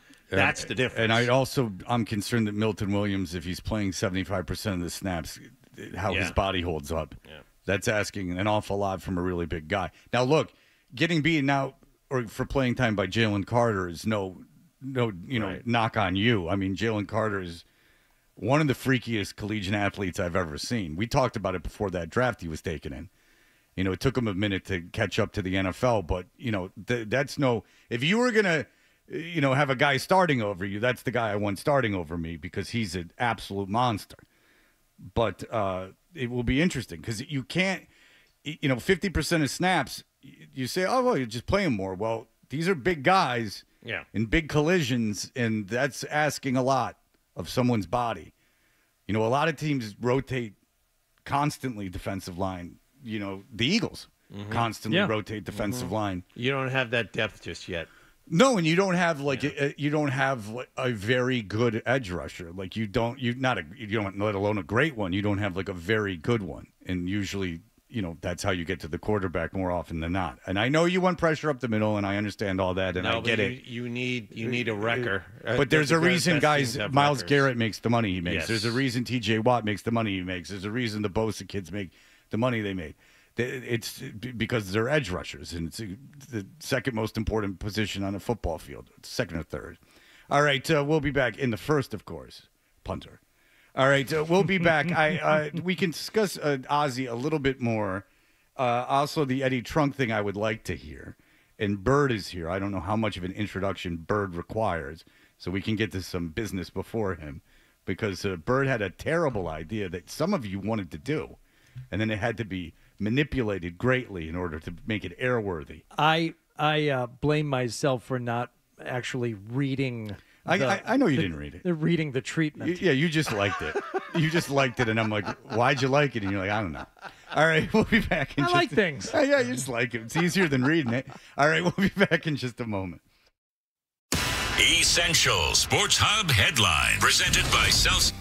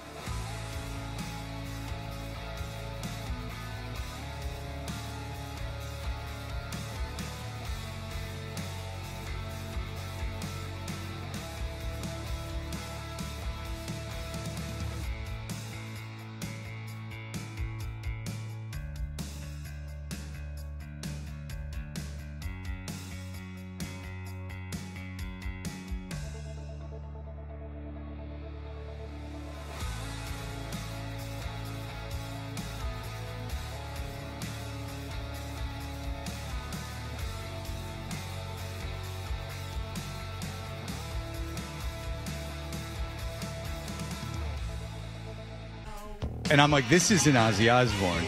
And we were like, yeah. And I'm like, this is a good rock song. I'm like, this is a pop song. And again, it gets back to this fear. And they played into it, obviously. Ozzy played into it. But they like, your parents were upset about this. It's Diary of a Madman. He's a madman. But like people, like the government was upset about this. And much to his delight in his financial gain. But it's a little, and that's just how life is. What you're so outraged with, the art and music and things that you're so outraged with today, the comedy, you're going to look back 30 years from now and go, oh, that was an entire waste of time worrying about that. I'm a fool. One thing that happened with Ozzy that didn't happen, that I wish did, Rivers Cuomo said he got a call from Ozzy one day. He said, do you have any songs for me? I need some songs. And Rivers Cuomo sent him 2 songs. He said, here, you can record these. I wrote them. I was all banged up on he said he did like one night of like Adderall and tequila. And he wrote 2 songs that night. One of them was Dope Nose, which is maybe my favorite Weezer, or one of my favorite Weezer songs. And the other one was Hash Pipe, which is not a good song. No. And he sent them to Ozzy, and Ozzy's like, no. But it would have been at least interesting to hear Ozzy Osbourne versions of either Dope Nose or Hash Pipe, which Rivers tried to give to him. The idea that the radio played Hash Pipe, and like just Weezer has a song, we're going to play it. I don't know anyone who likes Hash Pipe. I think that's Beverly Hills. Beverly Hills is a terrible song, but at least it tries a little bit. But that was the era of, Weezer has a new record out, so we're playing 3 singles off of it, no matter how they sound. Well, I think there was I don't think that they live alone. I think you could do a Venn diagram of the Red Hot Chili Peppers, and there would be a lot of diarrhea in there. That Navarro era Red Hot Chili Peppers. The Navarro album's not that bad. I went not back comparatively to the old, not comparatively to the other stuff, but obviously, but it gave you an excuse not to play it. Right, but I'd take the Navarro album over anything, literally anything after that. Like literally anything after 1995, I will take the Navarro album over. But the songs about California got to stay. Yes. If you keep the songs about California, you can get rid of everything else. That's right. Do they mention California in any of their songs? Oh, yeah, a lot of them have the name right in the song. Oh. You go back and investigate. I don't think you remember from the muscle memory of the 5 billion songs you played by the Red Hot Chili Peppers. Almost like a government experiment to see how much DJs could take. Well, we're talking about the OG show from back in 2006 when we played that Adolfo clip of him interviewing Ozzy. And I mean, that was when you guys would play, 4 or 5 songs an hour. And like the beginning of the 2, the end of the 3, and the beginning of the 5 o'clock hour would all be Red Hot Chili Pepper songs. Right. And what's funny about that show is that, and I know why people do it, is that they go, because you were young and I was younger. Like everyone was younger 20 years ago. And you think, and you go, oh man, those were the days. And then you go back and listen to something and you're like, that would be intolerable now. That cackling and nonsense, like that, so pleased with ourselves. Ew. It'd be gross. I wouldn't be on the air anymore. I mean, it's just, we were so hyper and stupid. Now, there was funny stuff that came out of it, but that's a lot to ask to listen to for 4 hours. Our cackle and laughing. That's why you needed those Red Hot Chili Pepper songs to break it up a little bit. I didn't push back on playing records. Nope. I said. Less work to do. No. And also, they're playing music in the afternoon. Best not take it all away right away. Yeah, I said, if we're going to take away music, let's do it gradually. And I'm not going to tell my boss first day of my job, you're an idiot for playing music. It's a good choice. Good. Howard Stern good played music chops. at K-Rock when he started in afternoons at K-Rock, and he played songs. You can hear his first day at K-Rock. Sometimes it's not the first show is not the biggest deal in the world. You give yourself a little time. I didn't mind those 4 songs, believe me. Now gradually we got rid of them. But you don't. I didn't want to do it all at once. No.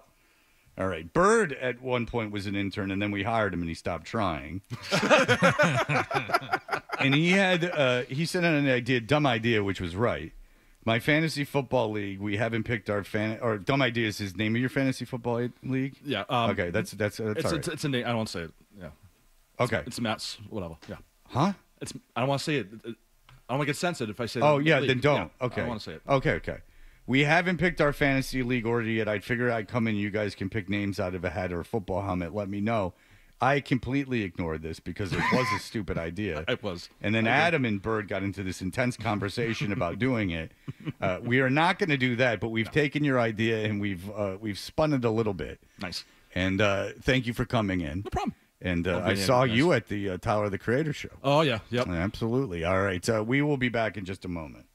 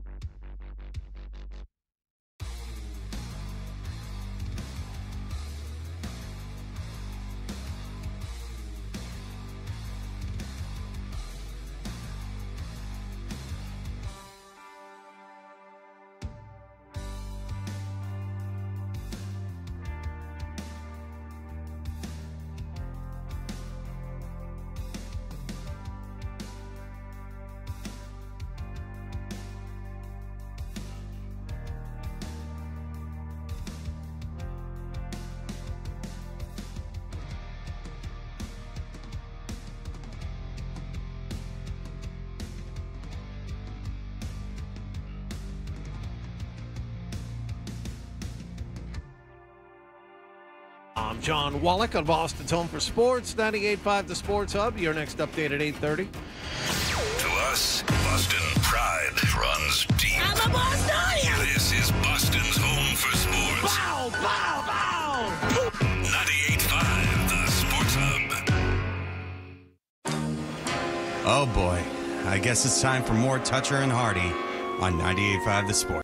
Like 45 NFL kids off that team. He's got the video to prove it, my friend. He absolutely does. Yep. And Bird's, he was an intern, and then he worked for the show, and then he went out during the beginning of COVID, and someone fired him for it. I don't know what happened. But nonetheless. I never interned. I just replaced the Dolphin. Oh, you never interned. Whatever. It's good that we were paying Straight to making money. Yeah. Well, there you go. Impressive. That never happens in the business. Yeah. Well, listen. I mean, and you took full advantage of it. You took that opportunity and ran with it. Now, you work at the Garden. I saw you at Tyler the Creator. You were nice enough. You sent me the set list with, like, the stage, instructions. Because the night before, or that day, I heard you saying I'm going to be there. I'm like, I'm going to send it to you and whoever else was going that day. I handed the phone around. I was like a hot shot. I was like, look, I'm like, you might be thinking you're sitting next to some girl's dad, but I'm a real mover shaker on the scene. Nice. Now, that crowd, Tyler the Creator he said, shout out to the 16 black people here. Yeah, I was like, oh man. Yeah, because he said this is the whitest city he's ever been in. Now, was there any funny business at that show? No, nothing funny business. It was a nice, calm, collective crowd. Yeah, it wasn't a lot of. It wasn't. It wasn't too crazy. No. What's the craziest show you've been at? Is there one? At the Garden? Yeah. Anything? Tool was crazy. Like with the way the audience behaved? Yeah, the way the audience behaved. Yeah. Really? Yeah. Oh, like those progress. Oh, really? Yeah. Yeah. Mushrooms, acid, all the fun stuff. People were freaking out. Yeah. Oh yeah. Oh yeah. Wait, people were like having bad trips that you had to intercede in? Yes. There and Fenway Park, especially with fish. Oh yeah. But give me an example of like when you'd have to step into a bad trip. Say I'll be walking by one of these, like 307. I'll walk by it, and someone just run up like, ah, and they'll be on the ground like really? Yeah. Wow. Get me out of here. I'm really? claustrophobic. I'm like, Jesus. What do you do? I got like appliance, so I'll just call security, and then I'll go call from the medics. I'm like, yeah, this guy's tripping right now. He's all over the place. And so what do the medics do? Do you know? No, they just put him in the wheelchair. How you feeling? They go over the routine. Not good. No. I'm freaking out. That's a dumb question. I told that scary guy over there I was freaking out. You know what? What drug do you want to do? Oh, the one where there's a 50-50 shot. I have to be hospitalized. Oh, why? Because your heart stopped? No, my brain exploded. What do you want out of this drug? Oh, a nightmare. Could you give me a nightmare? Because there's all these drugs that like speed you up and give you a euphoric feeling, or slow you down and give you a euphoric feeling. Give me a nice panic attack. I'm trying to avoid the panic attack is what I'm doing the drug for, I would imagine. Go ahead. And a couple of weeks ago at Wu-Tang, this guy's like, I smoke authentic weed. I'm like, oh, here we go. Authentic weed. Or did he say synthetic weed? Yeah, synthetic weed, yeah. So he's like, ah! If I did an edible and went to the Garden, I'd probably I'd probably flip out. I'd flip out. I've flipped out on edibles in my bedroom, let alone at a show. I don't know. I don't know how people handle that. But that's interesting. So at Tool, people were taking hallucinogens and they were flipping out. Yes. Wu-Tang, everyone was just, high as a kite and just getting... Well, yeah, but I mean, the Wu-Tang audience is essentially me. Yes. Which is part of the reason I didn't go, because I thought it would be depressing, because it would just be me looking at myself. It was a little bit, I'm like, oh, I'm in this age group. I'm like, oh, jeez. Yeah. It's like I went to Bob Mould, and I think that Bob Mould show pretty much just went to the Wu-Tang show. And that would be depressing to me. But so at Fish, is there a feeling of satisfaction when you see these Trustafarians? I'd rather deal with goth group people than hippies. Yeah. Honestly, I'd rather deal with the goth crowd, because Ghost was in town Monday, and they were delightful. Yeah, that's kind of like a dorky metal audience. Group, yeah. But like a Fish show, I would be like, well, this is what you get. Yeah. They're flipping out. I'd be like, good. Well, I don't think I want to encounter an entitled person on a bad trip. Exactly. Yeah, that would be horrifying. What I would say, I'm almost is like, all right, get some orange slices. Like go to find a chill out tent. Like have your friends go help you out. The crazy thing is, don't use my tax dollars. We'll see like two parents, and there'll be three kids just sitting there like just bored out of their mind while they're on drugs. I'm like, what? Wait, so the kids will be on drugs, or the parents? No, the parents will be on drugs. Like, I remember when I was working one of these concerts, I'm like, hey, you guys should leave. He's like, dude, don't ruin my trip right now. And the kid's like, Mom, Dad, I want to go home. I'm like, So they were on acid while they were in care of their children. Yes. Jesus. I'd imagine that's a child services situation. Oh, yeah. All right. Well, look, as I told you, Bird. So how is this being played, Adam? Bird had sent us a bad idea. Yes, and we've turned it into a good one, Hardy. You can play the intro if you want. Oh, nice. Do you know who I am? I'm still this idea that we picked his fantasy football name out of a hat, and the thing is that no one cares about his fantasy football league. There's no stakes. Oh, it wasn't even as good, which is the one I'm like, yeah, that's fine. We'll pick Bird's fantasy football team name. That was not it. You wanted us to draft the order. Yes. That who cares? I know. Why would I know. would we want to do that? I mean, you can still give me a fantasy football But name who if you cares like. about what your fantasy football name is? Because it's just you and the guys you're playing fantasy and that football. that was Fred's pushback. Even the one that I thought was okay, Fred thought was bad, which I think we could have had some fun with that. But the stakes are just, there's nothing. Like, okay, here's your embarrassing name. Now your friends are going to look at it for 17 weeks. Like, who cares? The draft order was even less of a consequence. Gotcha. What I don't care. I know. I encourage you to time. I encourage you to send ideas because I like having you in studio. So don't let this. Do you feel encouraged? Yeah. Oh yeah. It's more Adam's like thinking that it was a good idea that's concerning to me. All right. So how is this game being played? I sort of came up with it. But remind me how this game is being played. So Bird is going to read a short summary of a story that either did or did not happen to him. It is either fact or fantasy. And if it is fact, you have him telling the story. Okay, so the pre-recorded stories, Yes. we will have to guess because he wanted to do the fantasy football thing. So this is Bird fact or fantasy. All right, here we go. First one. Bird's fact or fantasy. Number one. I started a new job in the sanctuary. Oh my God, I can't see that right. Sanitation department. And a coworker had a pretty over-the-top reaction when he found out where I used to work. Okay, so there's no way Too you didn't work. fantastical to believe. Yeah. I mean, this is like a Star Wars kind of situation. I mean, someone's knee-deep in Isaac Asimov. I will say that is a fact. What, Bird working for a sanitation department? And that's a union gig. And that a coworker had an incredible reaction when he found out where Bird used to work. I will say that actually happened. Oh, that's bold of you. I know. I'd hate to agree, but I mean, it's so crazy. Hey, it Fred, just might work. this is your idea, which you made perfectly clear. I was more like letting one off the hook for me not knowing what it was going on. All right, go ahead.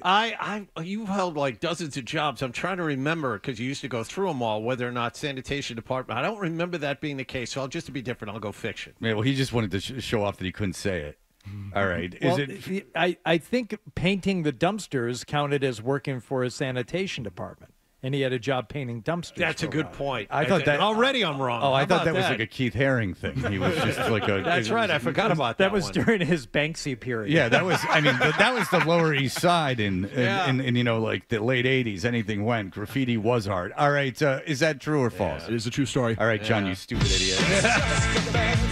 All right, let's hear a Bird's story. You have. So I'm working at Easy Disposal. My boss tells me that it's gonna be early morning shift for you, and you'll be working with Dwayne. I said, okay, cool. So I get to the station at like 3, 4 in the morning, and I meet Dwayne. We get in the garbage truck, and we go on our way. We're talking, where are you from? Where am I from? Family, no family, yada, yada.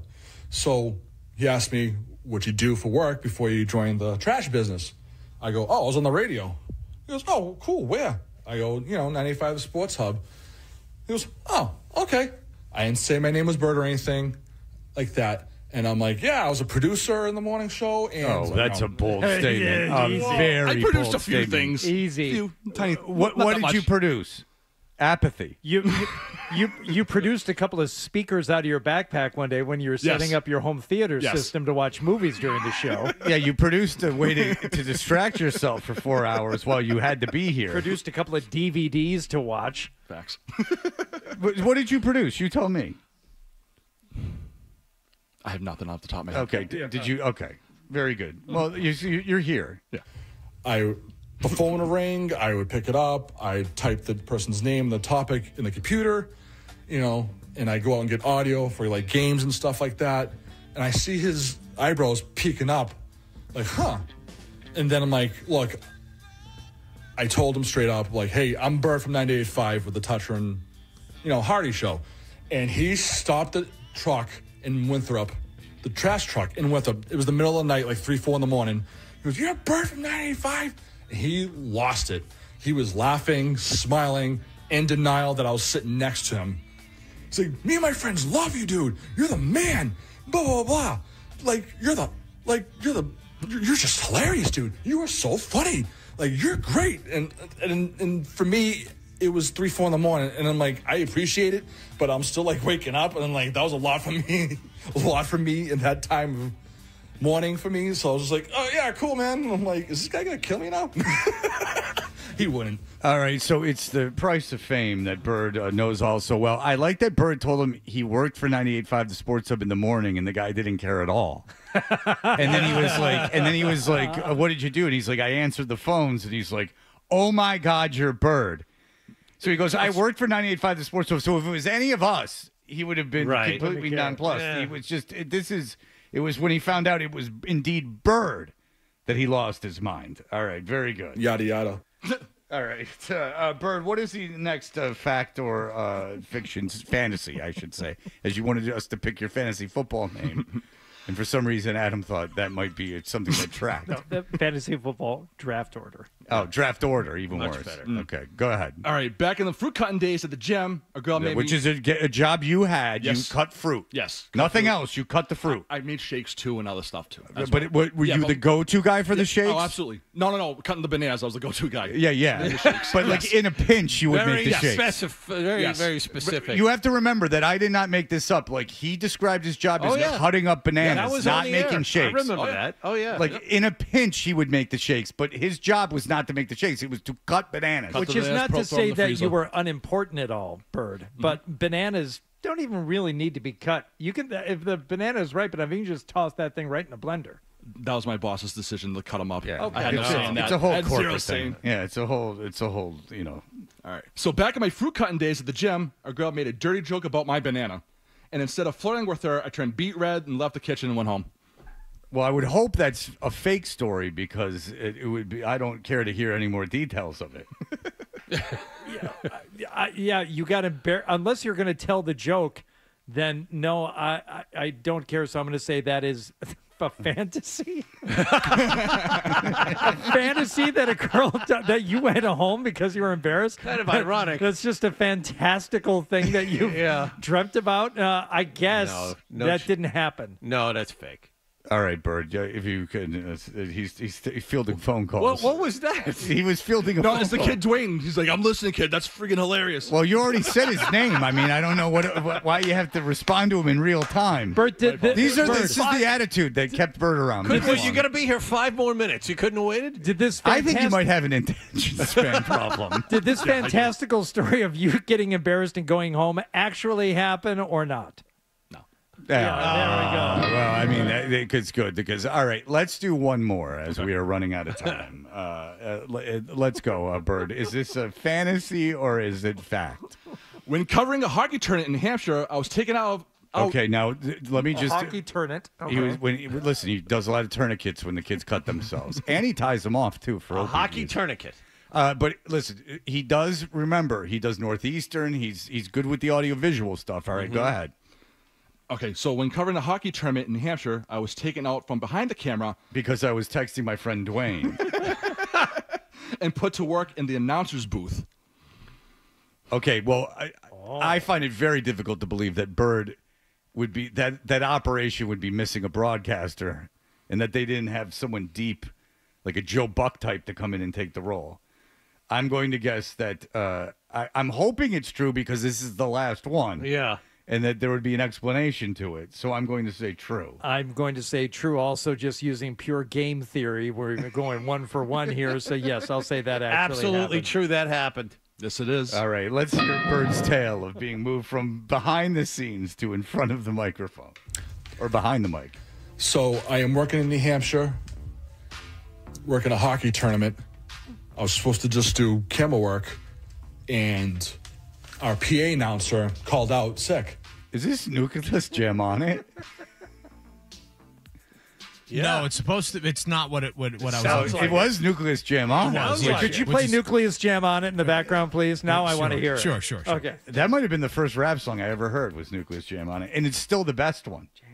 Superman came to town to see who'd really rock. He blew away every crew he faced until he reached our block. I'm old. So Ozzy's my dead. boss Nucleus knew I could do PA announcing because I've done because he has a voice. The diction, the enunciation, all of it. Yeah, I mean, he knew that I could speak. So, I mean, and he knew that I knew where to talk into the instrument that propelled my voice. Because I've done it for high school games, et cetera, et cetera. And he knew it was on the radio with the Sports Hub. So I'm like, okay, what do you want me to do? He's like, oh, just announce the hockey names and, the minutes, the penalties, the 2-minute warning, or 1-minute warning, whatever you want to call it. I'm like, oh, sure, Dave, whatever you want. So I got to call a starting lineup for these kids. I'm in no man's land, New Hampshire, and these names are from Sweden, Norway, classical Canada names. And where was this being broadcast? New Hampshire. I forget the name of it. It's like U18 under league. Yeah, I know, system. but where is this broadcast being going out to? I think it was Flow Sports. Could you give me an example of one of the classical Canada names that you had to pronounce? Because you said that was one of the things that tripped you up, was a classical Canada name. It was like how like Mike Myers, Geddy Lee. Roy. It was like David Roy. French. Oh, okay. French Canadian. Okay. Oh, but again, where is this being broadcast on? Flow Sports. Which is what? Is it for women? No, it's for... I still don't know what he's saying. Flow Sports? Are you saying Flow Sports? Yeah, it's a flow. There's an app. It's like, only the Phoenix in a diner. Flow Sports. It's very sassy. Yeah, Mel puts it on for the regs. It's for Trucker Channel. Kiss my grits. Flow Sports. I thought it was Tampax's Flow Sports. All right, so go ahead. Now, where does this be broadcast for? Flow Sports, FLO. Yeah, but what is that on? Is that on the television? Or no, it's on that app. Streaming. Oh my God, Bert. Streaming. Yeah. I mean, imagine not being able to pronounce the names for the four people on the app. I was so embarrassed. For whom? The people that were in the room? Yeah, everybody. Okay, well, I'm being sarcastic, Bert. There's very little pressure in the situation you were in. Mm-hmm. It's like someone being worried about working your kid's Game Changer. Shush, I want to hear him tell the rest of the story. Instincts are dead on. Okay, here we go. I didn't mean to buy time. And I was trying to find a coach or a player or a mom, and these kids are skating around the ice. You know you're in a high-stakes situation when you're trying to find a mom. Can I get one of these kids' moms down here to help me out? I'm going to be so embarrassed if only a mom could come in here and save the day. You know, that happened on the first Monday Night Football broadcast. That's right. It is true. Cosell had to bring in Gabriel's mom during the Rams broadcast. These kids are skating around the ice, and I got to do these introductions. I got to play the national anthem and all this stuff. So I'm like, were you singing the national anthem? No. I had it on my iPhone. I connected to the speakers and just played it. Yeah. No, Did you talk over it? No. Okay. No. I would never. Oh, no, you can't do that. Mm-mm. I'm just going to say the last names the best I can. And when I tell you I butchered their names and the kids were laughing, and one of the coaches knew who I was because once he heard me talking, he's like, "You're Bert from 98.5, aren't you?" Yep. And he just shook his head in shame and smiled. So I'm trying to announce these European names. I am just butchering them on both sides of the team. So they're like, yeah, but you give him an African name, and he'll watch him run. It's the European names that are the problem. Like, what's your last name? Isn't your last name French? Marchant. No, I did the 23andMe, and I'm not French Canadian at all. I'm Irish, English. But the name. Oh, yeah, but Irish and English is from where? England. Which is from what continent? Europe. Oh, okay. I see what you're talking. Steven and a country, whatever.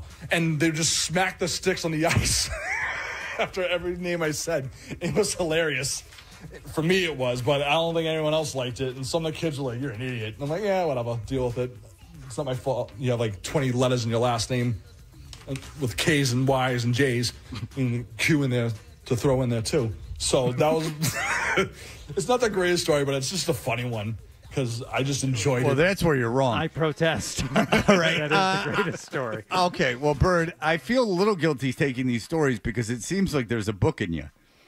I mean, it does seem like there are fantastical tales that, if you compiled them.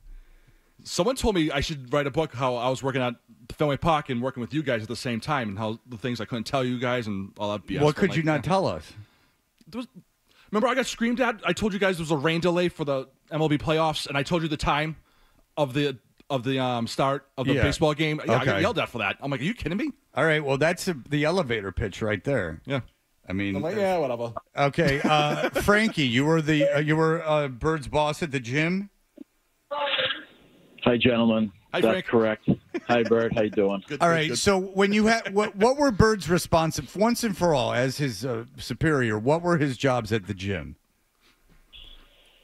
Bird was a man of many tasks, but his expertise was it was slicing up the bananas. And the reason why we did have them sliced up before is because we froze them in bags, and then when they defrosted, they were just ready to go right into the blenders. It was something that Bird had a very unique talent for. Now, was this what family member was this a favor to, this job? Because this seems like this was almost forced upon you. Bird's family is like our family in Everett. You could only trust certain people. Bird was the guy we trusted, and I will tell you this: his tales, his stories, like the one with the girl and stuff. It sounds like embellishment, but this guy's telling the truth. Well, it would have been nice to hear one of them because he chose not to. There's a story with the girl. Which girl? I don't know what he's talking about. The girl with the banana thing. Oh, yeah. Okay. All right. Whatever. Yeah. Well, that All one, right. that one was a fantasy for some reason. I don't know. Just his face got all red in it when the guy said the thing with the girl. But how the hell are we supposed to know what that is? I don't know. You're a big mystery wrapped in a riddle there, Bird. Thank you for coming in. What's the next event you're working? I'm working tonight. I forget the girl's name. She's a backup singer for Taylor Swift at the Garden tonight. All right. 2 nights in a row. Well, listen. Look out to patrons. What section are you going to be around? I'll probably be in the balcony area. Okay, so if you're in the balcony, just go find Bird, and he'll tell him to tell. And if you're having a bad trip, he's the guy to go to. He's having a good time. Down. All right, thank you, Bird. All right, when we come guys. back, Mike Vrabel talked to the press. He got a little sassy. We'll have that for you coming right up.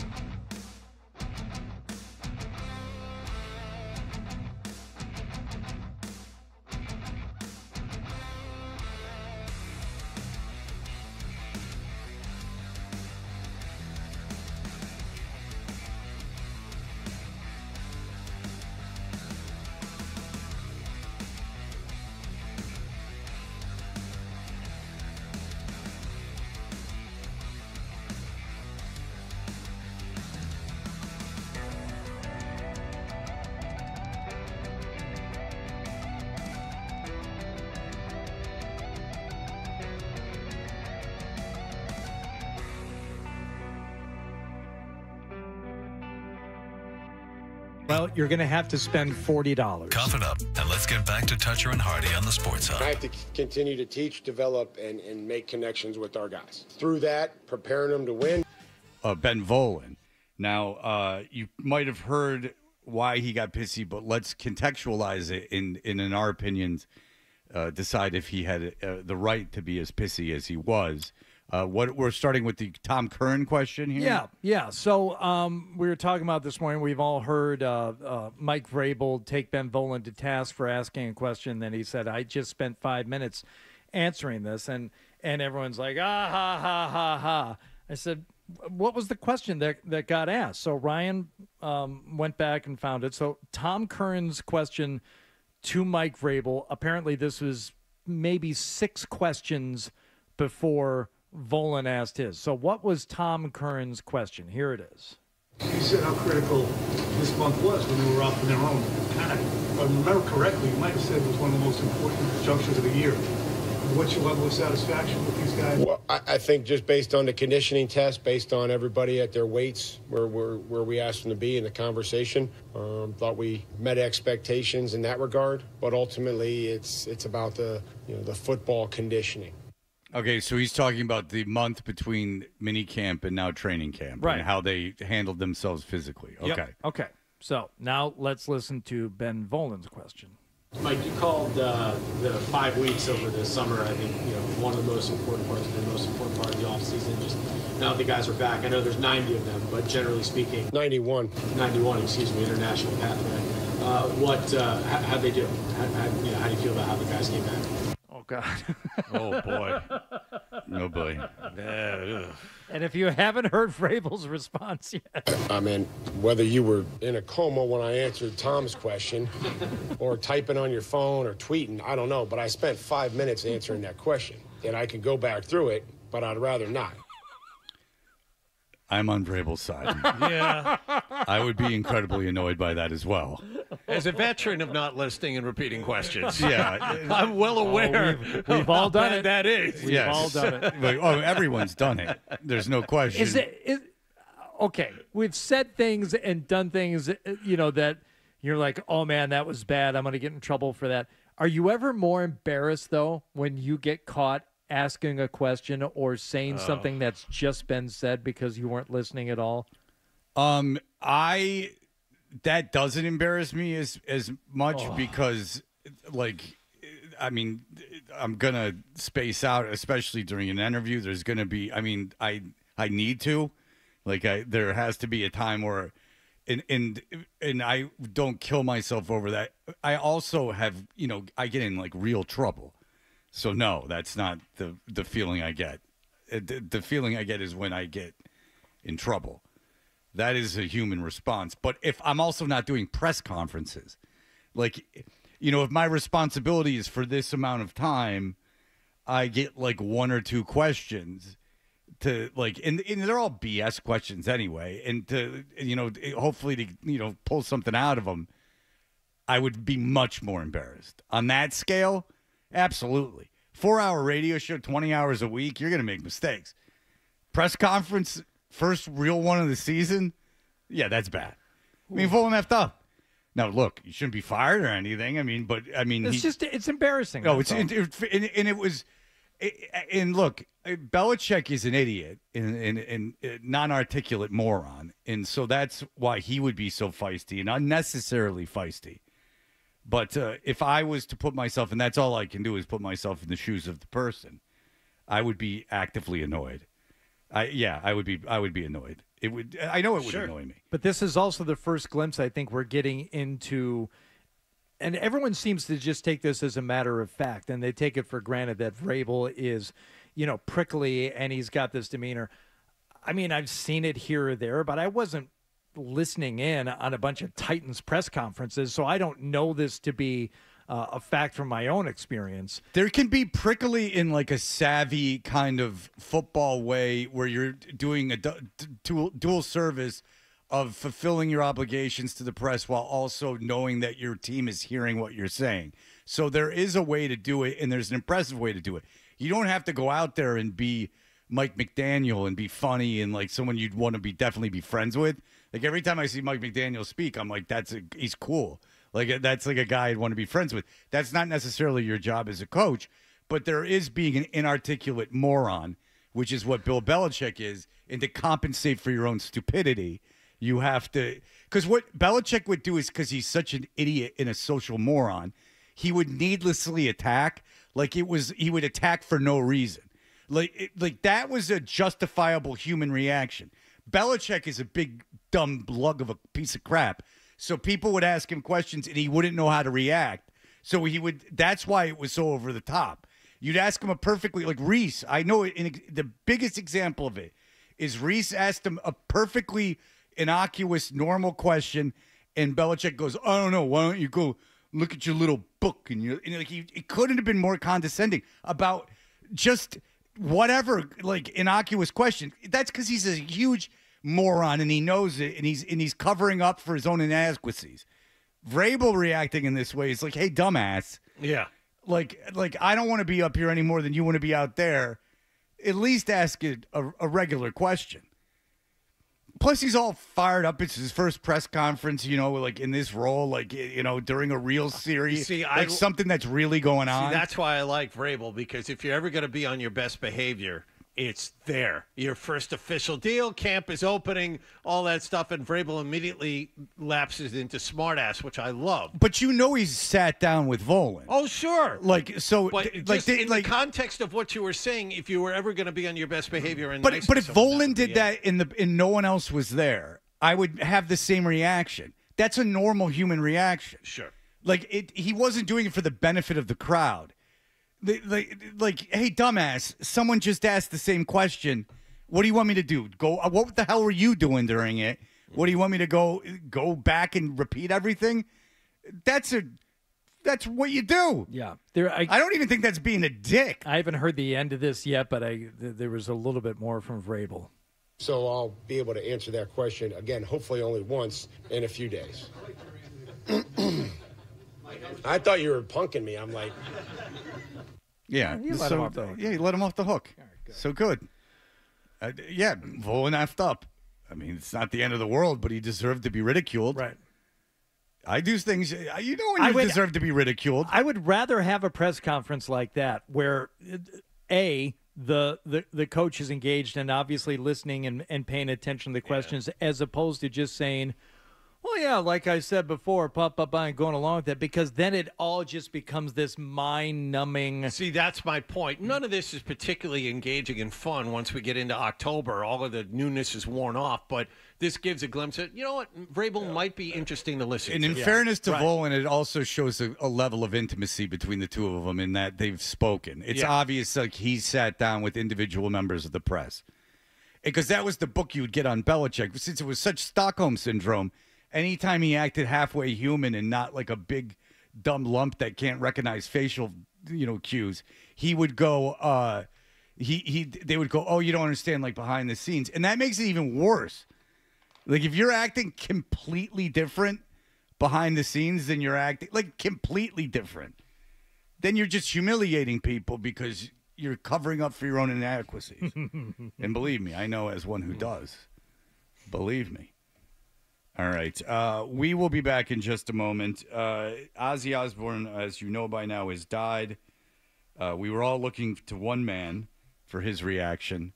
Only that one man was out to sea. He was nowhere to be found. He's made a statement.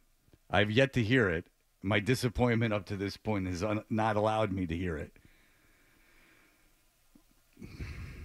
But it better be good. Because there's no excuses. We'll find out in just a moment. Here are the headlines. Essential Sports Hub headline presented by Celsius Energy Drinks. Patriots are beginning their first year under new head coach Mike Vrabel this morning. The first practice at training camp starts at 10:15. We'll begin our live coverage at camp at 10 with Zolak and Bertrand here on 98.5 The Sports Hub. Also, Mike Vrabel will meet the media at 9:30 on the field before the practice. You can check into that live here on 98.5 The Sports Hub. Yesterday, Vrabel said Stephon Diggs is indeed a full go for practice. Defensive coordinator Terrell Williams is back with the team. Carlton Davis is expected to be activated off the non-football injury list, and Jelani Tabai activated off the PUP list. Despite a contract battle, Micah Parsons did arrive at Dallas Cowboys camp yesterday, and the Red Sox lost in Philadelphia again 4-1. Rob Refsnyder, the only Sox run with a solo homer. Lucas Giolito will face the Phillies tonight. Sports Hub headlines are brought to you by the Chevalier Theater. Comedian Andrew Dice Clay is coming to the Chevalier Theater Saturday, July 26th. Get your tickets at chevaliertheater.com. I'm John Wallach on Boston's Home for Sports, 98.5 The Sports Hub. Your next update at 9 o'clock. Toucher and Hardy, 98.5 The Sports.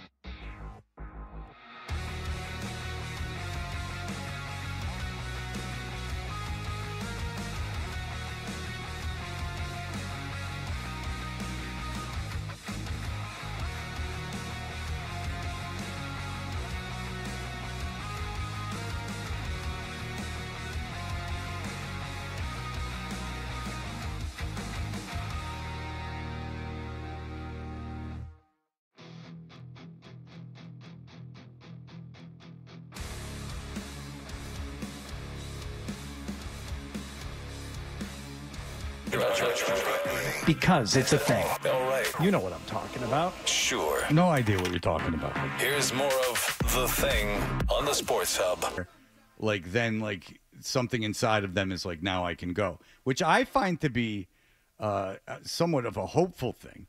Is that, you know, like, late in life, like, your body's giving out on you, and you're like, if I could do this one more thing, and then you do the one thing, and I look upon it as, if to be positive, I look upon it as, you're probably like, okay, now my job is done.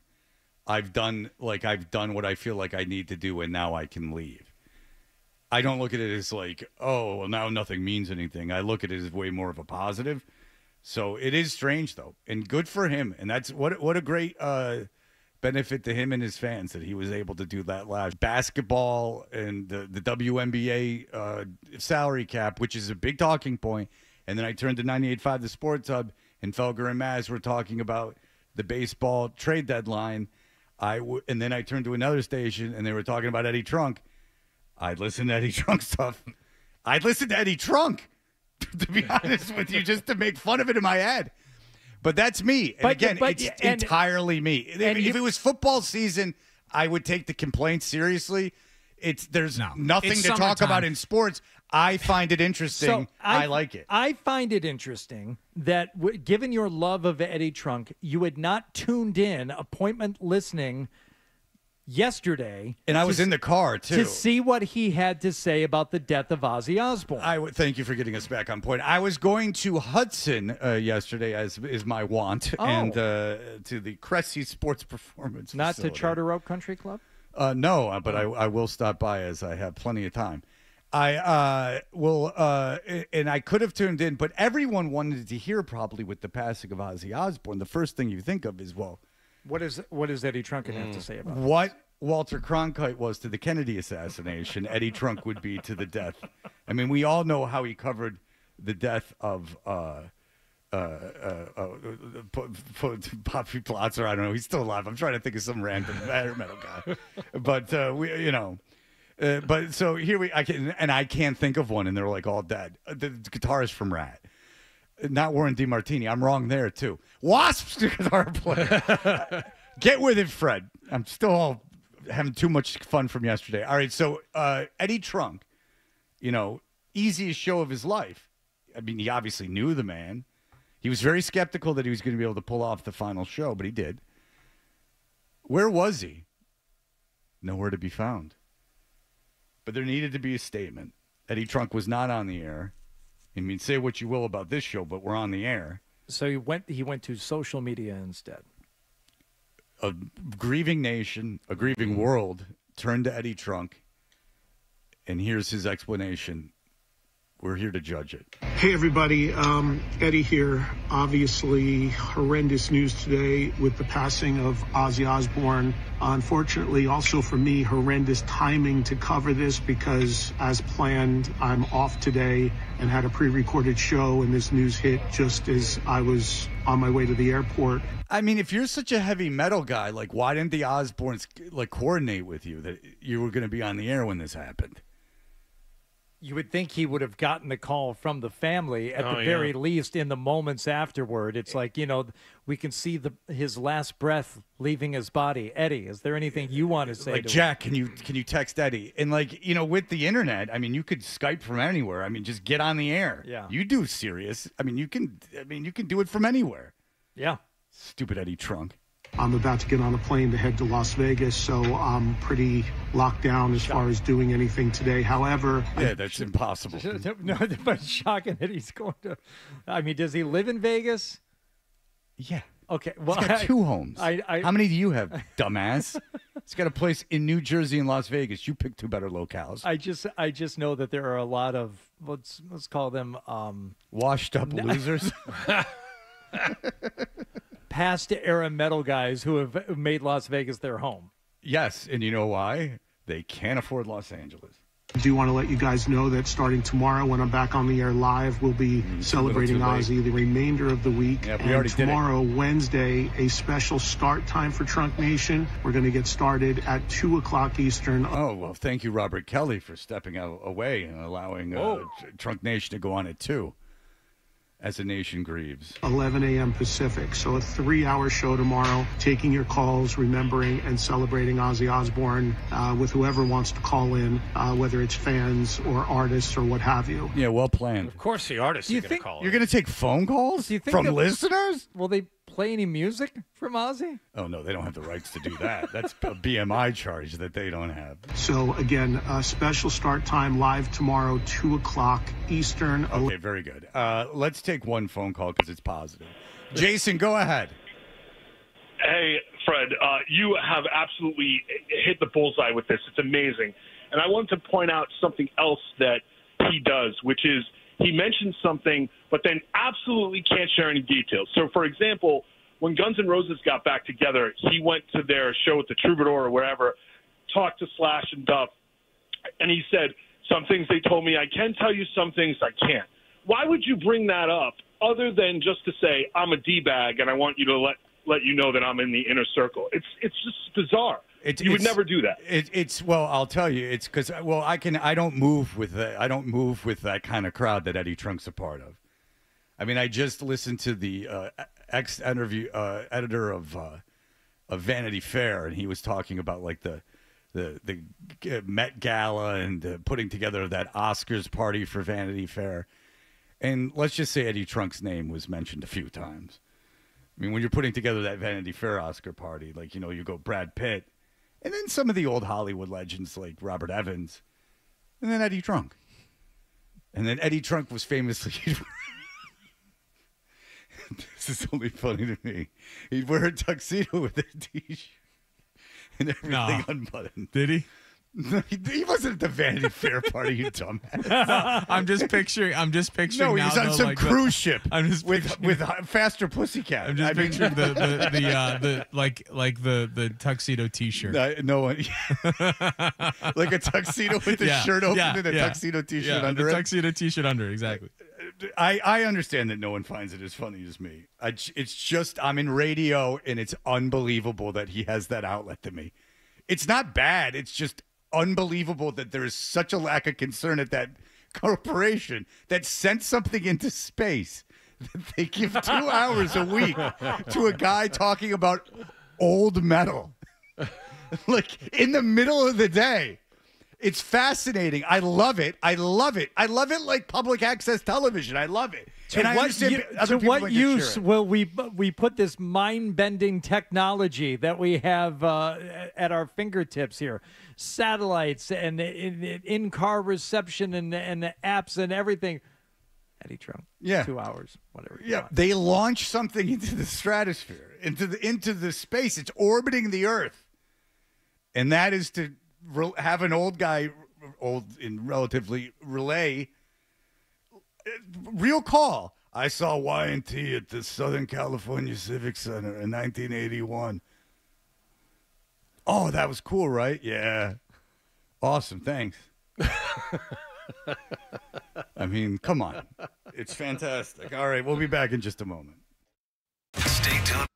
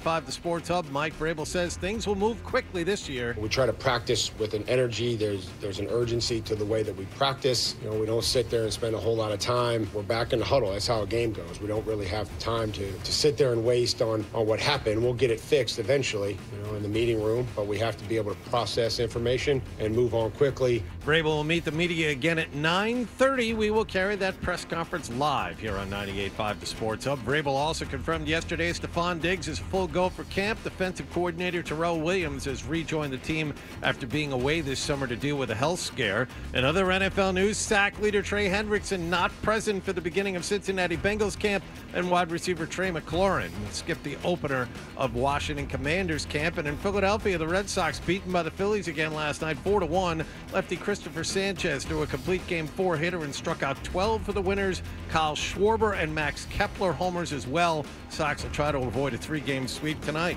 Sports Hub headlines are brought to you by the $14.99 Big Deal Meals at the 99, like the crispy fried twin catch with North Atlantic cod and crispy shrimp. Available every Monday through Wednesday for just $14.99. You gotta love the nines. I'm John Wallach on Boston's Home for Sports, 98.5 The Sports Hub. Your next update at 9:30. Get the app. There's the potential there for big stuff. 98.5 The Sports Hub app. Get the app. Toucher and Hardy. Such an enticing explosion. 98.5 The Sports Hub. I got an idea for a bit. The email bit.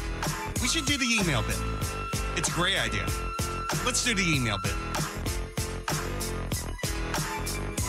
Hey, what's up? We got Mike Vrabel's press conference. We don't make a habit of doing it, but since he's a new coach and it's a new thing, we think it would be interesting to hear what Vrabel had to say, and he's doing that at 9:30. So we will get you to that live. I'm interested to hear what he has to say. It's more of a tonal thing, too. I liked Mayo, but maybe he was too accommodating with the media. Maybe he had no idea what he was doing. That was the other part. Yeah, I mean, and why would he? I mean, he was put in an untenable situation. I mean, in fairness, he did have his choice of his 16th offensive coordinator choice. They really put him in a position to succeed. That feels like they're like, someone goes like, hey, I heard you've played bass and you've played it 5 times, and my band's playing the Garden if you could step in. Yeah. And you're like, okay, how long do I have? A couple of years? And they're like, no, tomorrow. Okay. and you're like, huh. I got to learn the tab for 20 songs by tomorrow. And say what you will about Bill Belichick, but it's like the equivalent would be the previous basis was Les Claypool. He's a guy who everybody knows and everybody thinks might be the greatest ever. It's replacing Stern. You don't want to be the guy that replaces the guy. You want to be the guy that replaces the guy who replaced the guy. They also gave him, like you were saying, no veterans on his staff. First-year head coach, first-year offensive coordinator, first-year defensive coordinator, first-year position coaches. Of course they were going to. No, they set him up to fail. I hope he gets another chance because if anyone was operating on a proper timeline, they would have given him quite a bit of a year or more heads up, and he could have. Then it would have been up to him to network and get the guys around him that he wanted to do. I mean, you've seen first-year coaches, Ben Johnson, Aaron Glenn, they have guys that they've picked from their prior teams and things like that, and they've been able to establish credible coordinators or people that they believe in. You're not hearing reports of Ben Johnson's looking for his 50th defensive coordinator guy, because then you're just combing through names. And it's not like Van Pelt was bad, relatively, compared to the other disasters. But, it wasn't ideal. All right, so if you want to email us, you can go to 985thesportshub.com, get our emails. You can follow us on Instagram and Twitter at Toucher and Hardy, which is Nick has, according to Hardy, been very slacking on his videos. Hardy at Hardy985. I don't get asked to be a collaborator on the Toucher and Hardy videos. I don't either anymore. Well, no one cares about you, John. In fact, I think it cheapens it a bit. You want to know why? Yes. They're making us use a new platform, and that's it's a whole situation. Well, my platform's the Constitution. And you can follow me if I can not be interrupted for 5 seconds. At Fred Toucher. My platform is the 3-meter platform. At Fred Toucher. Please follow me. I need a backup plan. Here we go. Frank, this is actually kind of funny. Good morning. I've had the R for 2 days, not the hard R. I love this email. This is a great email. It means Rhea. Not too bad. Some night sweats, lost pair of briefs, boxer briefs, no away game thumbs at restaurants and municipal establishments. Pretty standard. Now, we've talked about this. Hardy's wife, when she gets ill, she'll go, I'm ill, and then she'll sequester herself in bed for the length of that illness. This, I've explained to Hardy, in my experience, is not unique with females. Females have an ability, almost inherent ability, to sit and do nothing for impossible lengths of time, marathon lengths of time. And it's funny that you'll see the trope is the like fat gamer nerd like sitting down. The gamer is already doing something. He's playing a game. Even attractive females can the ability to shut it down for about 72 hours and not move. Like my ex-wife had an operation, or like an operation on her foot, not a big deal, but it was, she had to recover on it. And she was perfectly content. 3 weeks on the couch. I mean, she went a little stir crazy maybe at the end, but there was like a good week there where she was perfectly content. Day 19 or 20, she started to get a little antsy. Yeah, exactly. Like she was perfectly fine. Me coming over and taking care of the dog and like taking the kids everywhere. I mean, she was having a ball. If I was stuck on the couch for 5 hours, I'd have to calm myself down. I can't be in my thoughts for that long. It's impossible. I need to be doing something. Anyway. That being said, so this guy's got diarrhea. He says, He says, problem is my wife has taken this opportunity to call into work for 2 days saying she has been exposed to rhea and doesn't want others to fall ill. Well, I am proud of her that she is seizing the day and going to the gym and pool. I feel a little used. My culture is her costume. I don't say we all have our period. Stolen valor except rhea. Thank you for you and the audience for holding space for me. And that is from Frank. It is stolen valor, diarrhea. There's no question about it. Yeah.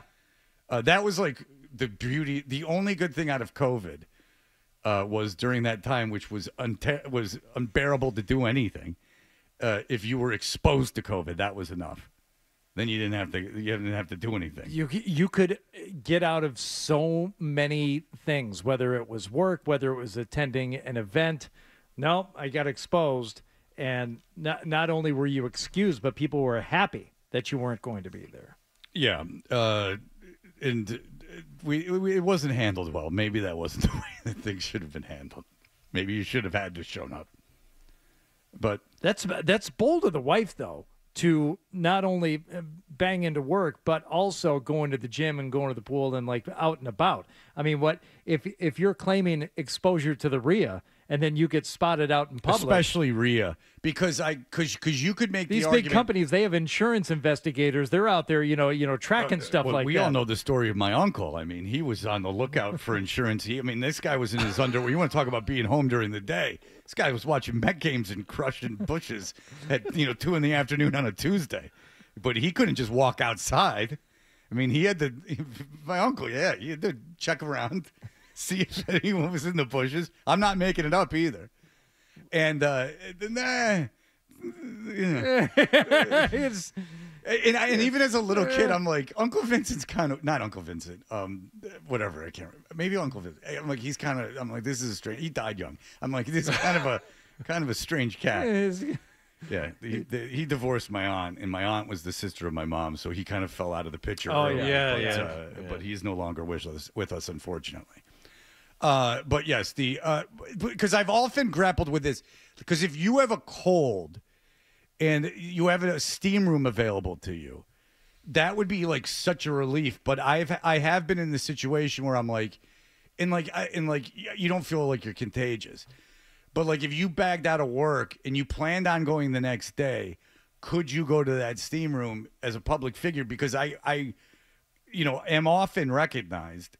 Not to the degree of a Matty Siegel, but I am. That's for you, Cadillac. I am recognized.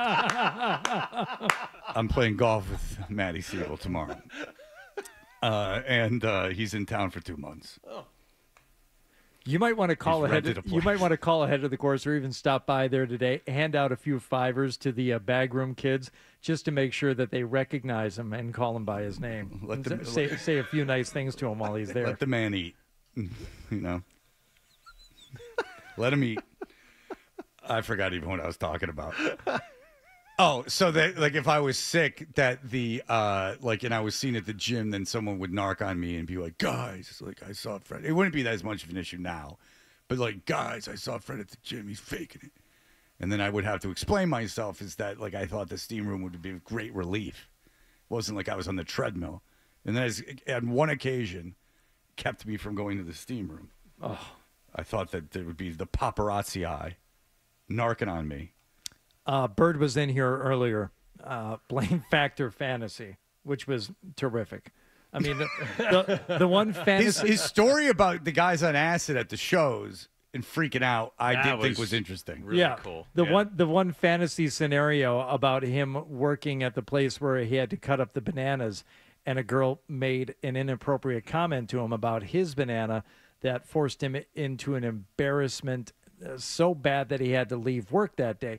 That was a fantasy, by the way. That was what he could come up with in his brain. Right. The most fantastical scenario ever. It turned out not to be true. But he did cut up bananas at one job. So Tom emailed in to say, yeah, I get a strong sense they didn't give Bird a sharp knife for those nanas. No, but they were frozen, as it was explained via the phone. Oof. Frozen afterward. I've done that. I'll cut up if you got bananas that are getting ready to go bad, and let's say Blondie is in bed for 3 days because she has the sniffles, and so she won't be making any banana bread with those ripened bananas. I'll cut them up and put them in a Ziploc and stick them in the freezer. That way they're ready to go. Yeah, but for would your you smoothie. call into a radio show to explain that that's what you did? Dave, we played Adolfo talking to Ozzy, which actually, when I look back, I kind of kicked myself for not doing the interview and not like going and talking to him. Now that he's gone, probably would have been a good idea to do he seemed in good spirits and probably would have been an interesting and fun interview. But we sent Adolfo. And then there's just this cackling over it, and who knows if it's me or what it is. But and my point was, like, you remember things like we had to go back to 2006 when we first started to find the audio, and people go, oh, like the show on BCM was so great, which is wonderful, but you're remembering it wrong. Like your life was different then and more fun, and you're equating the show with that because there's this like intense cackling, and every time I hear anything from that era, it just wouldn't play right now. And so Dave says, you know what, I look back and think, how did we like that Robin Williams Good Morning Vietnam today? I'm like, guy, take it easy, breathe. Have you guys gone back and watched Good Morning Vietnam, the Robin Williams vehicle where he plays a DJ, a Vietnamese, a U.S. Army DJ in Vietnam? Sure. Yes. Yeah. Within the last month, I've seen it. It's just manic nonsense. And they're like, and you have to understand, when this movie came out, they were like, this guy is just like, it's like his brain is like on another level. 1987 or something like that? And he's just free associating. And I don't think it's all that impressive, the free association. He's just doing imitations and free associating. If I let one of you guys go and just go manically free associate, I think that you have more success at it than you would allow yourself to. It's more not having the governor of telling yourself this is foolish. What he was doing was interesting at the time. No one had done something like that. Just, Robin, we don't want you to have a script. Just go in and it's a period piece, first free associate with Richard Nixon. And it was good at that time. I remember going to see the movie in the theater and liking it, but coming back to it last month, I couldn't hang in for more than a half an hour. No, and it's not even a bad. Struggled through it. It's not a bad movie. It's just he's not funny. Like, he's not funny. Bruno Kirby, by the way, is great. Well, because he plays. He's got the easiest role in the world. Like, don't be manic next to the manic guy.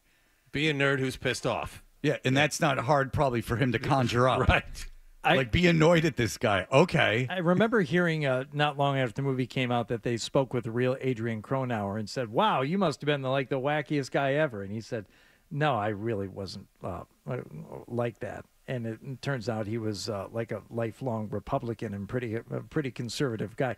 He did start his show every day by saying "Good Morning Vietnam," but I think most of the stuff in the movie was made up for dramatic effect. The Jeep getting hit by the landmine and all this other stuff. You think the state-controlled, military-controlled radio station would put a grip on a manic cokehead going crazy about the headlines, encountering the Army's mission? I think the first thing I would do, I'd be like, we're the U.S. military. This is propaganda for us. No. You're a court-martial. Here's a quote from him. Cronauer said in a 2014 Military Times interview, if he had done some of what the movie said he did, I'd still be in Leavenworth. Yeah, that's the thing. It's not that they wouldn't allow it, that they would actually put you into a military jail. Yeah, there's being on the radio and getting in trouble for something that you said and they fire you. And then there's being a soldier in the U.S. military where they will court-martial you. Right. Which is different. Yeah. It's essentially going AWOL. Right. I mean, you're breaking military rules. All right, look.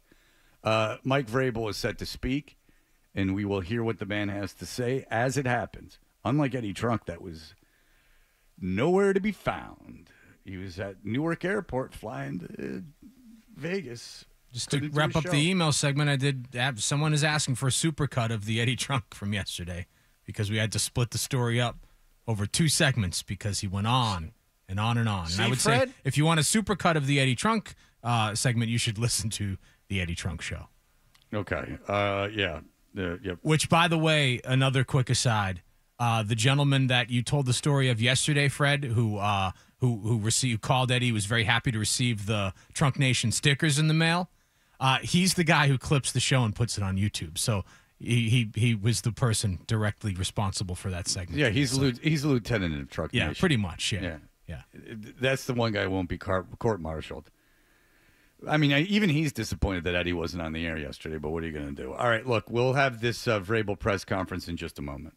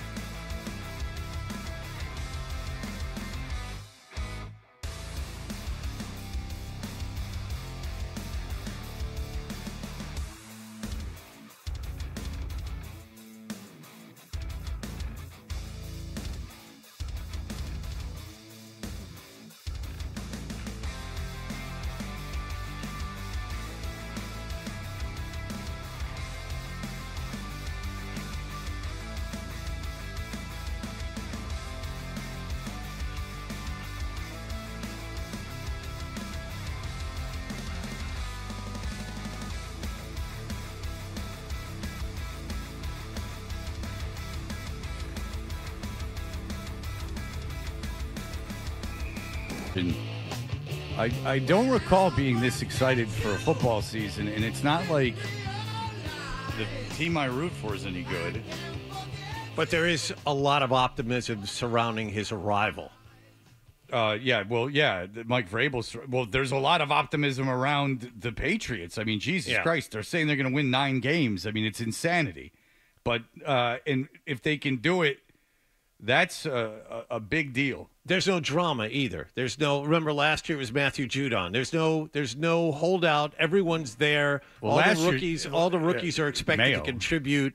Yeah, I understand there was Mayo too, but I guess player-driven drama. There's nothing like that this year. No, and this is we just had Felger on a clip. It's a building block situation, and you want to have. These incremental improvements. I don't know if you're going to go from 4 wins to 9 wins.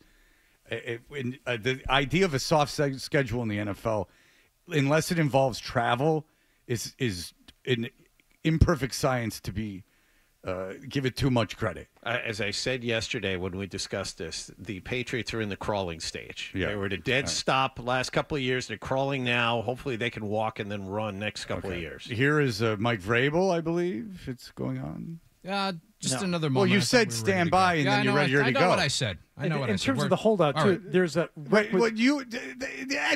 You're indecisive. What are you hearing that's making you think it's starting? I was told to stand by, and now I hear Mike Vrabel talking, so we can take him if you want. Yeah. I don't know if he's just doing blah, blah, blah. Go. Here we go with Mike Vrabel. A get-together that Drake organized, getting all the players together in North Carolina, and how beneficial that was on several levels. Do you look at something like that in Drake in his second year as a sign, perhaps, of his growth and development? I think that there's a lot of things that go into that. I think that that's part of it, being able to organize it. He did, I would say, 95% of it on his own to be able to plan the travel, the housing, the location, and everything that they were going to do and the places that they were going to do it. So I think that that's a large step. Not, he's dealing with other things in the off season, in the summer, and getting married and everything like that. So it was important to him. That was something that he wanted to do. It was something that he approached me with early on. So it was something that he was thinking about. Can you talk about the importance of the 5 weeks leading up to training camp from the end of minicamp? Well, again, if you want to talk about the conditioning, I can. I'm happy to revisit it.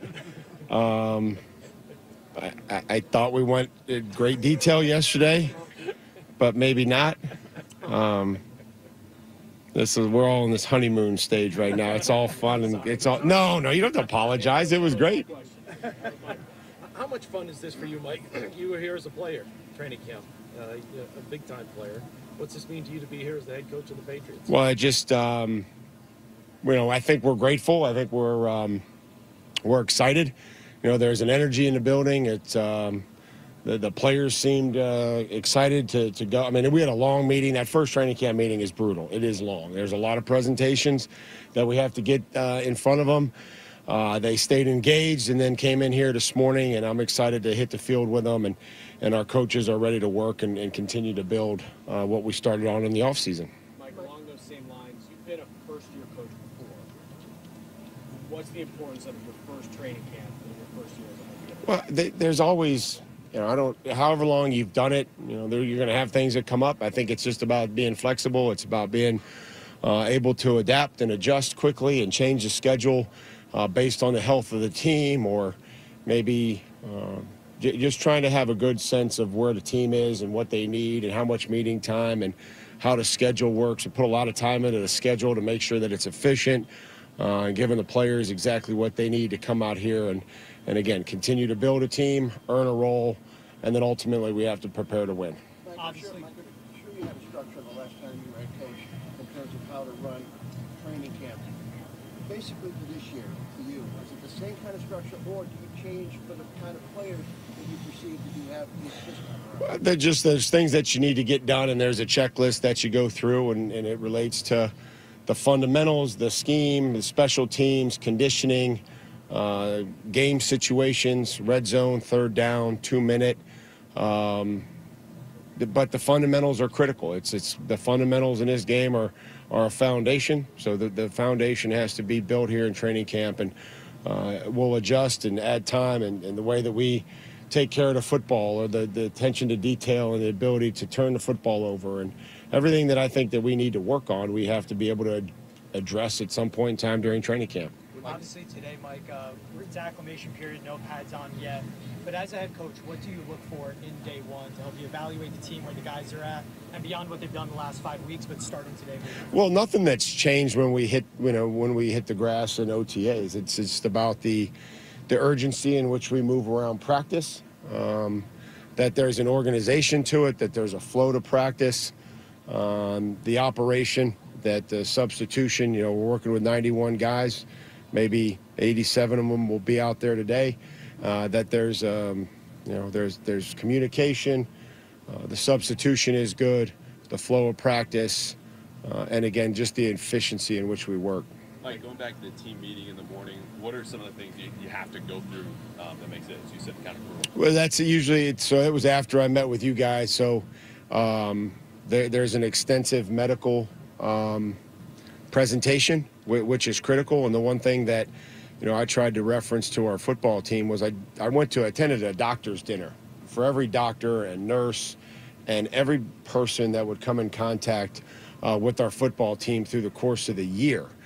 And we're extremely lucky to be where we're at to get that kind of care. We can get our MRIs, we can get a lot of our lab work right here at Patriot Place. And the one thing that Jim Whalen, our trainer, told me at that dinner, because I was like, there's a lot. I wasn't expecting there to be this many people. And he said that we have one specialist per every 3 players. And whether that's an orthopedic or whether that's a cardiologist, that is a neurologist, anybody that would have to be in contact with our players, we have a large group. And we're thankful. They take care of us here at Patriot Place, at Brigham and Women's, to be able to get in an MRI and get back and be efficient so the players can back in meetings. All these different things, the concussion, making sure that that presentation is presented. So there's an extensive medical the equipment, wearing the proper equipment and understanding what that is about some of these young guys and their feet. We covered the hotel, we covered security, we covered media. There for you guys, there's a media presentation. That there's a film that the league puts out, and so Stacy and I talked to them about that, and so there's a long checklist. And Mike, given the trust you have to have with people staff, Jim's experience experience and your own experience and relationship with him as long as he's been here, how valuable is that?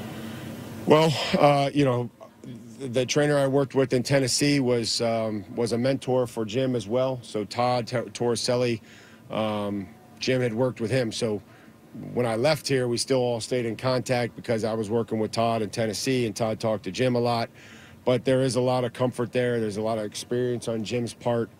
And so we're just trying to give the players the best care that we can as quickly as we can to give each guy what they need. So that's been good. And again, we always talk about these. Some of these injuries are going to be unavoidable. It's just how we work from them and how we come back from them is what's most important. Mike, there's a moment in a video that the team produced, the Fortune Foxborough show, I guess you'd call it, where the team is sort of in between. What did you call it? I didn't call it anything. What is it? Is it a docu-series or? That's probably a more apt. Okay. For it. And I'm the media guy, so nice job by you. The offense is sort of in between plays, and you say something to Drake like, "Hey, you've got a minute here. Talk to your guys." Mm-hmm. Why is that important to you? How naturally does that come to Drake to do things like that? And how much of a focus will that be for you as head coach to kind of draw that out of him? My job is to figure out what we need and what each player needs and do everything that I can to help them physically or mentally or emotionally. And I try to recreate these practices the same way the game is. The offense goes over there. We have a drive that lasts 1 play, 3 plays, 8 plays, 12 plays. It ends in 6 points, 7, 3 points, whatever it ends in, or a punt. And you go over there, and you have to talk to the coordinator. You're going to talk to Josh. But then the quarterback's going to have to go up and down and make sure, hey, we just had this happen on this last play. If we get it again, saw this defense for the first time. There's a lot of things because it's always going to mean more coming from the guy that's out there leading them. And that's all that situation was. No different than defensively. You're going to go over there. Linebackers and safeties are going to talk, say, hey, when I make this check or they're in this formation, we're going to have to make sure that we adjust to it quickly, or if we get this same, chances are if they had success with it, we're going to see it again. Milton Williams told us a story about you pushing him in the conditioning drill. How has he responded to that? What have you seen from him on the leadership and conditioning standpoint? Early on, that was something that was important to Milt, was that he wanted to lead, and there had been zero pushback. He is fun to coach. He is very mature. And so there's zero reservation about his leadership ability. He's here a lot. He's here all the time. He shows up early, gets plenty of work in, takes care of his body. He's a true pro. At the end of the day, what would make a successful training camp for your team? Well, if we can remember what the objectives of training camp were, which were, do you remember? No. I know. Just build a team. Remember, Mike? Earn a role. You remember the last one? Prepare to win. You guys are on fire today. We're off to a great start. So if we can do those things, there's a reason I try to do this. I don't claim to be the smartest person. So if I can just try to find some things that I think are important for the team and the individual, and then kind of coming back to the team. So if it looks like we build a team and there's some cohesion and guys are enjoying being around each other, are they competing? Are they taking care of each other? And then our guys starting to figure out, hey, this is going to be my role. I'm going to go try to dominate that, whatever that may be. And then ultimately, are we understanding these situations and can we try to win a football game? So that's what would be successful. What do you look for in leadership? Final question, guys. Like, what do you want from your leaders, but also your captains? Well, I mean, I think that I hope player and coach can be an extension of the message that I have created and try to, get that across in their own words and stay consistent to it. That's why we don't have a ton of stuff that we try to talk about. We try to stay very consistent and allow that to kind of branch off and don't tell them what to say, but allow them to have some parameters and things that we're working for. So we just hope that everybody carries that message over here as they work to lead their unit or another position. Thank you. All right, there you go. Mike Vrabel with Danny Roach having a little fun at the beginning of it, huh? Oh, yeah. Let's lighten things up right away here. I mean, he's been out there for like 7 hours already, so he's been there legit 3 hours already before this started. 3 hours. I mean, he was out there before the show started, so props to our own Danny Roach. For doing that. All right, look, we will be back in just a moment. Here are the headlines. You're listening to Toucher and Hardy on the Sports Hub. This just in. Hot off the bench press. Planet Fitness has expanded strength equipment. Join Planet Fitness today and save $28 or more. Just $1 down, $15 a month. Find your nearest club and join today. Deal ends July 31st. See Home Club for details. Attention skilled tradespeople and sales pros. Are you ready to join a team where your hard work is valued and your career can thrive? Gem Plumbing and Heating has 2 new branch offices in Massachusetts and is hiring. We're looking for HVAC, plumbing, electrical, drain, and sales professionals who are ready to take their careers to the next level. Enjoy competitive pay, benefits, and a supportive team environment. Plus, we're offering attractive sign-on bonuses. Don't wait. To join our growing team, apply at AskGem.com today.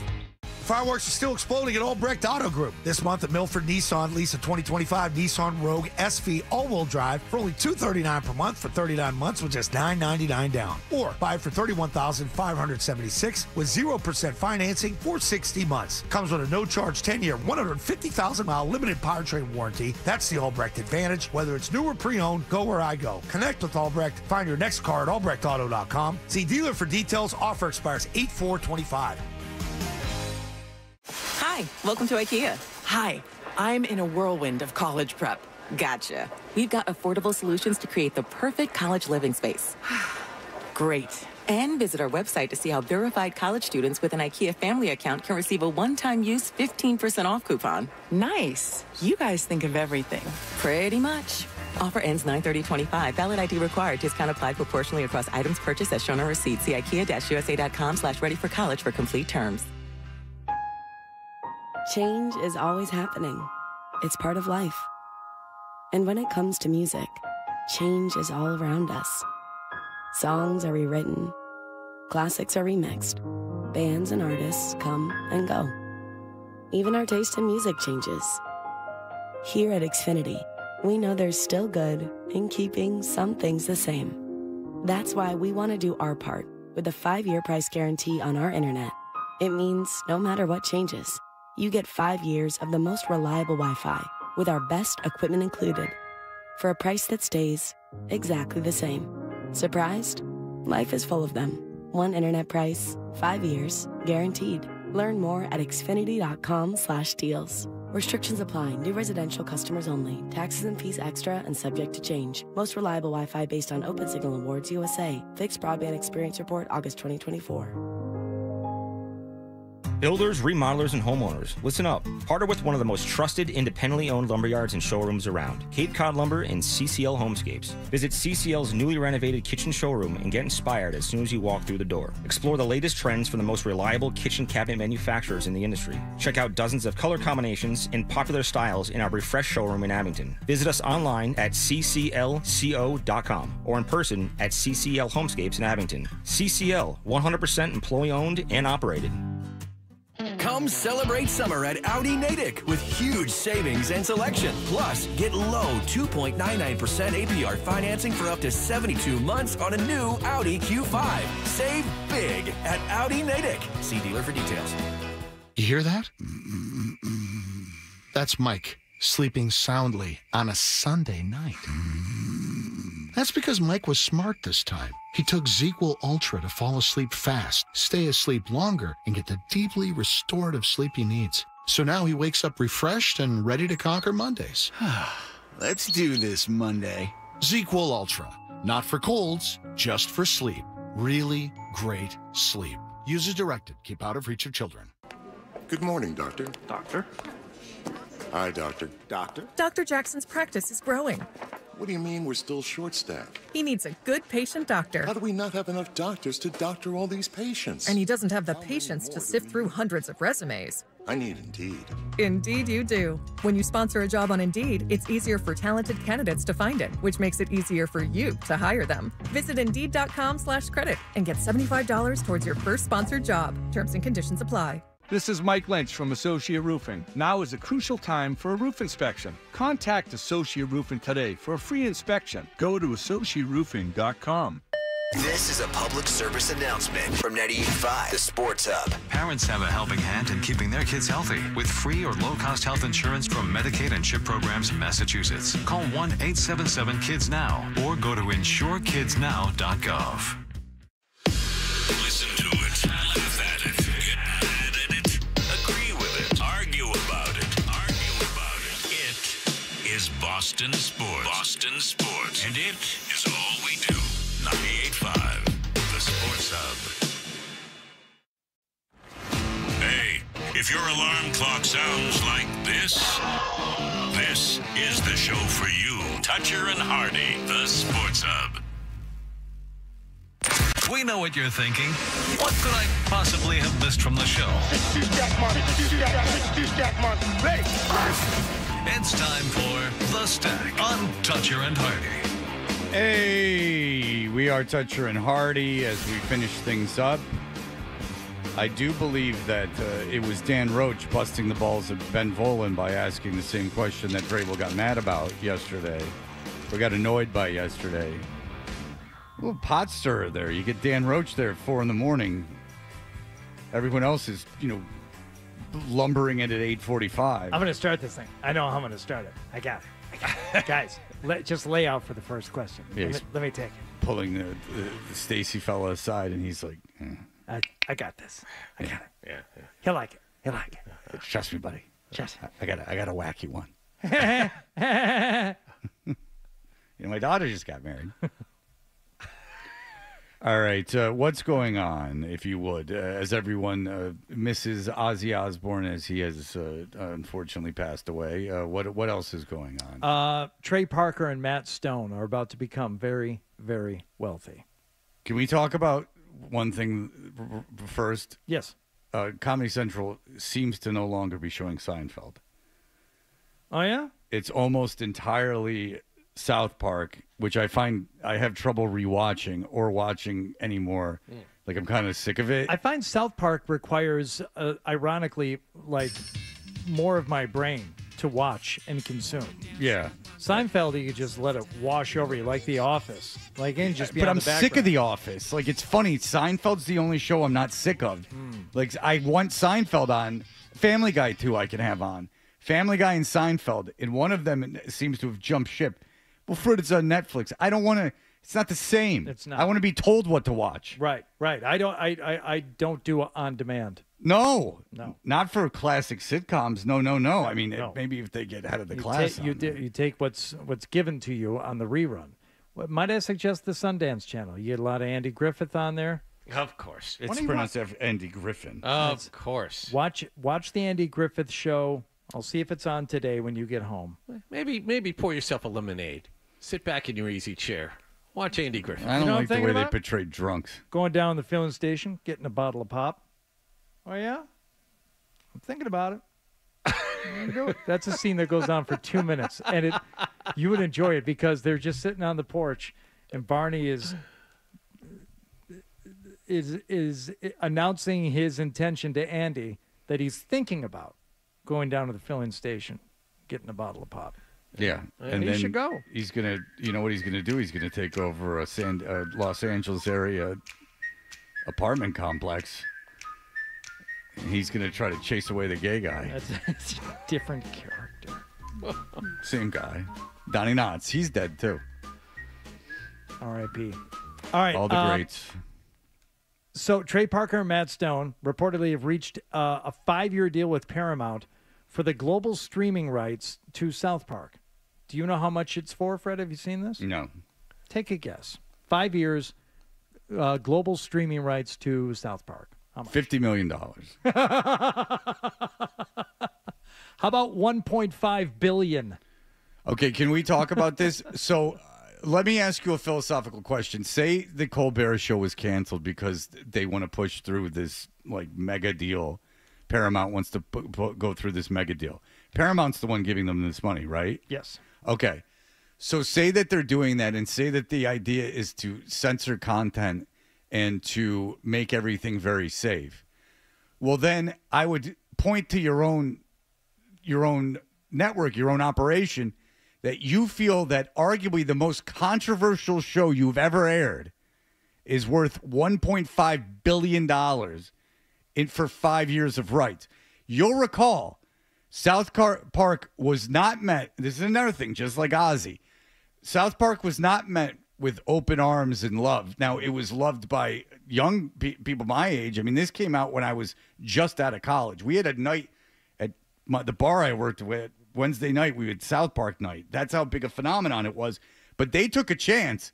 And by the way, these guys weren't famous when these were two losers from Denver that had made a stop-action animated short that Comedy Central took a chance on. So let's review all the things that happened that don't happen anymore. A, they took a chance on two unknown guys. Now it's if you are at any measure of success in another field, that's when the media company throws the money at you. Unlike, I don't know, all the people that make money now, like Howard Stern, who was a nobody radio guy, Trey Parker and Matt Stone. And then if you are censoring content, well, then you're anything that's of value to you. If this is the most valuable thing to you, this was the most controversial thing. So let's do the math. Controversy equals money. Well done, smart controversy, where there's a side of righteousness like to it, where you can make the argument for it. Not just controversy for the sake of controversy. That's unfair to Trey Parker and Matt Stone. But well done social criticism and things that elicit controversy can end up being worth $1.5 billion for 5 years. God, people are idiots that run these companies. So I went. How about you make the stars, stupid? I went back and looked at like the beginnings of it because I saw a videotape of that, the Jesus and Santa Claus South Park thing. It was circulating. It's about 1996. Before it became a show, and like, what is this thing? And there was all these stories about it, and they're mostly true. Somebody had hired these guys to make this as a video Christmas card that got copied and sent around. It was like the Jerky Boys tapes. But when they first started shopping South Park as a show, Fox was all hot on them. They really wanted it. And they said, we can't have you have this talking poop character, this Mr. Hanky. Would you take that out? And they said, no. And Trey Parker and Matt Stone walked away from Fox and started shopping it somewhere else. And the rest is history. Comedy Central, and now they're looking at a $1.5 billion deal for the next 5 years. I just want to grab the head of Sirius and go like, do you understand that all, like when they get the Smart List podcast for $10 million, why don't you develop the next star, stupid? You want to keep your media relevant. You develop the star. Don't take a guy that was on Silver Spoons and give him $10 million to do an hour-long podcast. Why don't you take a chance? You have Eddie Trunk on for 2 hours.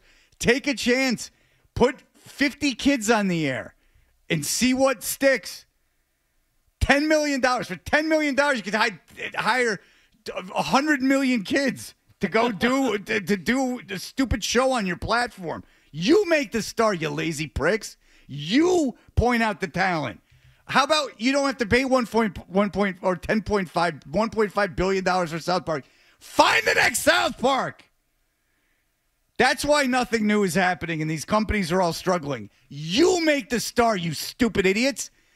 All you got to do is find a talented person and give them access to something. Not that easy. No one's found the next Andy Griffith. Still waiting for that to be found. Yes, they did. And his name was Robert Morton Downey Jr. was his name. He was the new Andy Griffith. But he smoked. Yeah. All right. That'll